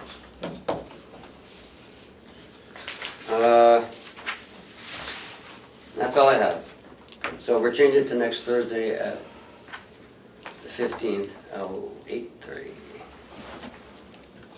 Got any reports from the commissioners? Well, first of all, the Senate Bill 53, or 53, 553. 553? Yeah. Oh, I'm sorry, okay. Well, I'll come back to that then. Yesterday I went to the town hall and looked at the maps because I had a suspicion that candidate Freudenberg had put some campaign sign on county property, which is illegal. And I think we should have Willie go down and remove it. It is on our land, It's on our land? yeah, with some, Where is it? At the end of County Farm Road? no, it's right about that far in front of the entering Ossipee sign on the town line. And it is our land. Yep, we're right on the we're on the town line. And, he's new at it, maybe he doesn't know, with no law enforcement experience, that you're supposed to, you can't use it on public land without the permission of the person that abuts the road. Or you can't use it on public land at all. At all. Period. So we ought to have Willie get down and remove it. Senate Bill 553 is the implementation of the Medicaid managed care program. Oh, Okay. that's been delayed and delayed. and No, delayed. that's, I don't know if that's ever gonna go through. And we had 3 managed care groups, and now there's only 1 One. or 2, I don't know. They went down to 2. Yeah. Yeah. Chris, you got anything to report as a commissioner? Well, we have another meeting with the nursing home collective, the union, on the 13th of next week, if my memory serves me correctly. And we have scheduled an initial meeting for the jail. Same day, 12:30. Oh, same day, Same day, 12:30? same day at 12:30? It's just, I think to go over the ground rules, it's not gonna be a long meeting. Okay. And there's gonna be no attorney there. It's too bad that, I mean, the jail must have their proposals ready to go. It seems like, you know, it's too bad they can't submit their proposals and cut the meeting down by one. Instead of having, the attorney's gonna be there, our No. attorney? No, No. no. And Tom's not even gonna be at ours. Not even gonna be at the nursing home one. Cause it's just, well, I don't wanna get into it, but. Okay. Well, I mean, I think it makes some sense. I mean, if we can offer it to them, if they're ready to put their proposal forward, that they can have it available to us at the ground rules meeting, so it can be reviewed and maybe we can move the process along. Yeah. We can offer it, I mean, not From what I like, said to Jason doesn't think there's gonna be any issues, so he thinks it's gonna slide right through. Cause I don't think they're really talking about a lot. I don't know. yeah, we don't know. But, I mean, Well, I don't wanna I say it guess- on camera, is what I'm trying to say. Yeah. I'm just trying to, alls I'm trying to say is if we can offer them the opportunity to bring along their proposals if they're ready, then we might be able to expedite the process. Yep. We're not saying it's a requirement, I mean, it's only the ground rules, but to pass that along, if you have your proposals ready, you wanna present it to us and present it to us at that time, then, you know, it'll help move the process along. I And mean, it's they, September 6th, 7th, so, I mean, November's coming right up, so they gotta have it in by the, what time? November 1st? yeah. The final. I don't think the nursing home's gonna be done. You don't think they're gonna be The done? way we're going, Well, they ought to be reminded that if it's not done, then it doesn't go into the budget. we remind them.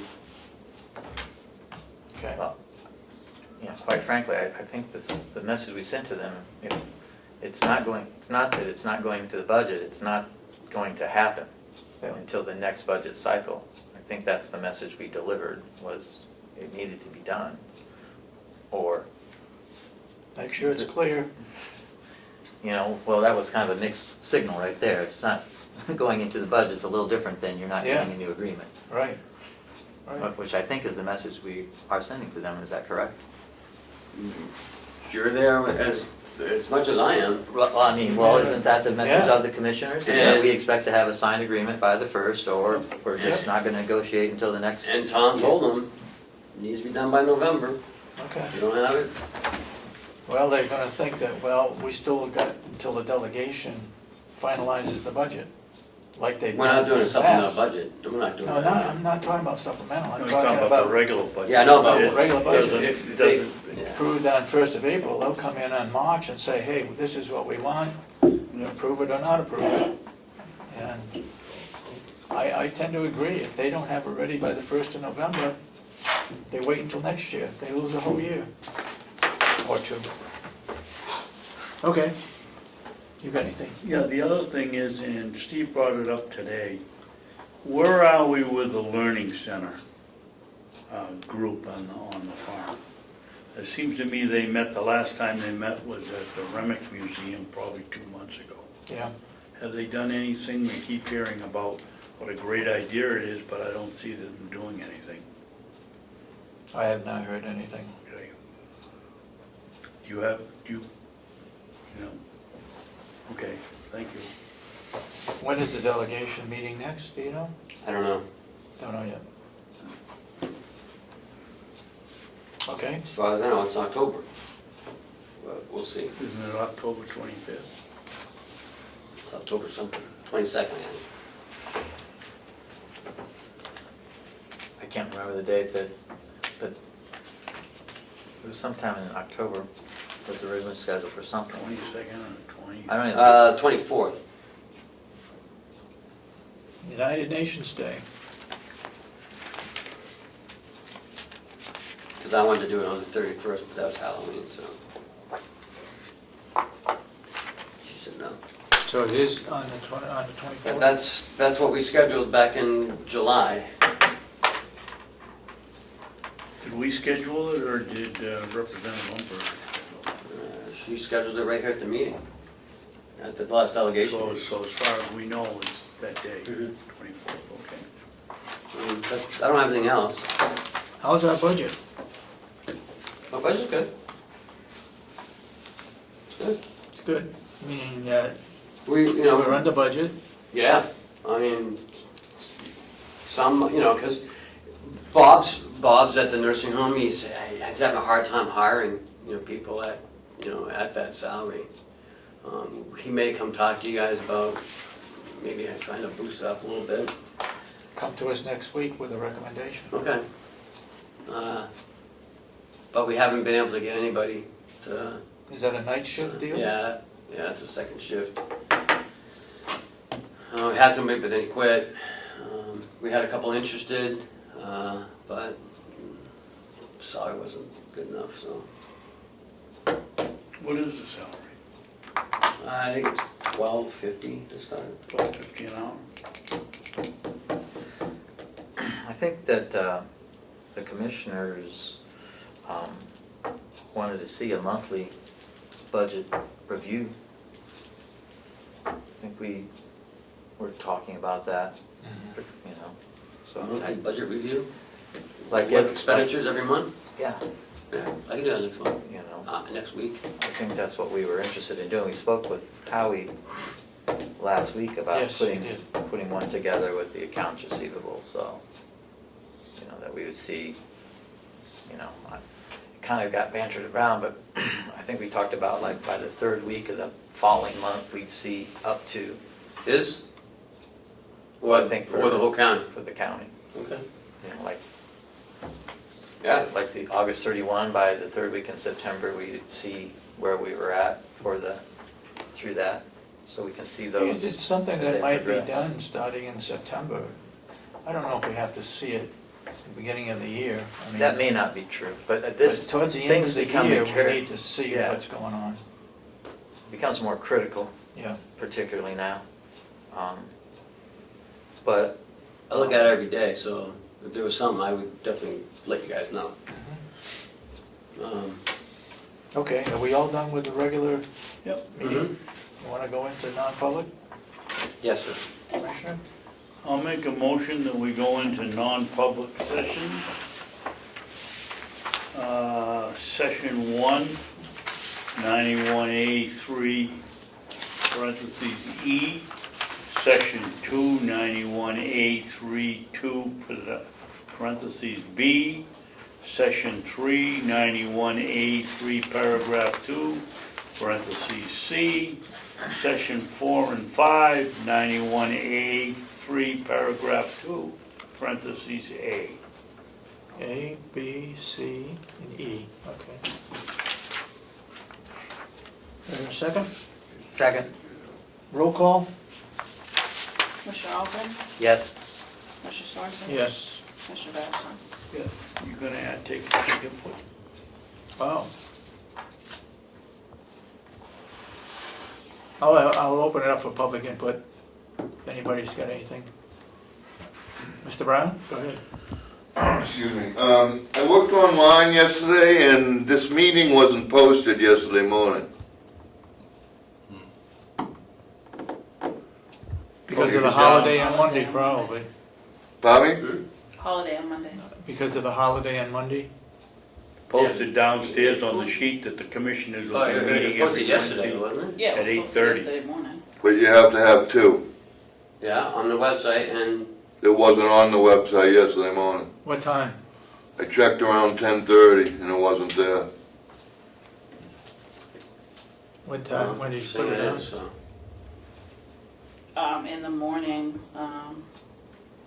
I can find out exactly what time I put it on when I go downstairs, Okay. but it was. You set the agenda, right? Hmm? You had set the agenda? Yeah, Is it supposed to be posted? It's supposed to be posted on the website, is it not? For second place, it has to be posted in two Two places. places. right. Is it Yeah, 'cause but I there don't was- have to put the agenda on. No. What's that? I said I don't have to post the agenda. No, but Yeah. it should be posted if the meeting is going to happen or not going to happen. I know that happened 2 weeks ago also, I checked, and it wasn't on there 2 weeks ago. So are we posting always it? on. Yeah. Is the Supposed to be always website, on. is the website going to be utilized as the second place to be posted? I would think so. It could be. It has been, because we don't want to. It always has been, I'm trying to find out if something's changed, that now No. they're not utilizing the website for, No, I wouldn't spend money on a newspaper ad. well, no, but it, by the RSA, it's supposed to be in two places. And it always has been on the website, and that's what I'm trying to find out, it wasn't there yesterday, and it wasn't there 2 weeks ago. Okay. Okay, we'll make sure it's always there. Because it wasn't as administrative oversight, isn't it constantly posted that they're every Wednesday? I thought so. We do mention it, Well, anyway, meetings before, like Yeah, today. thank you we're- for pointing that out, we'll make sure that, Yeah. you know, we're in compliance. Yep. Okay, anything else? You're coming back in the public. No. Just to seal the minutes, right? Yeah, no. Not for business, just to seal the minutes. Not for any business, just to seal them.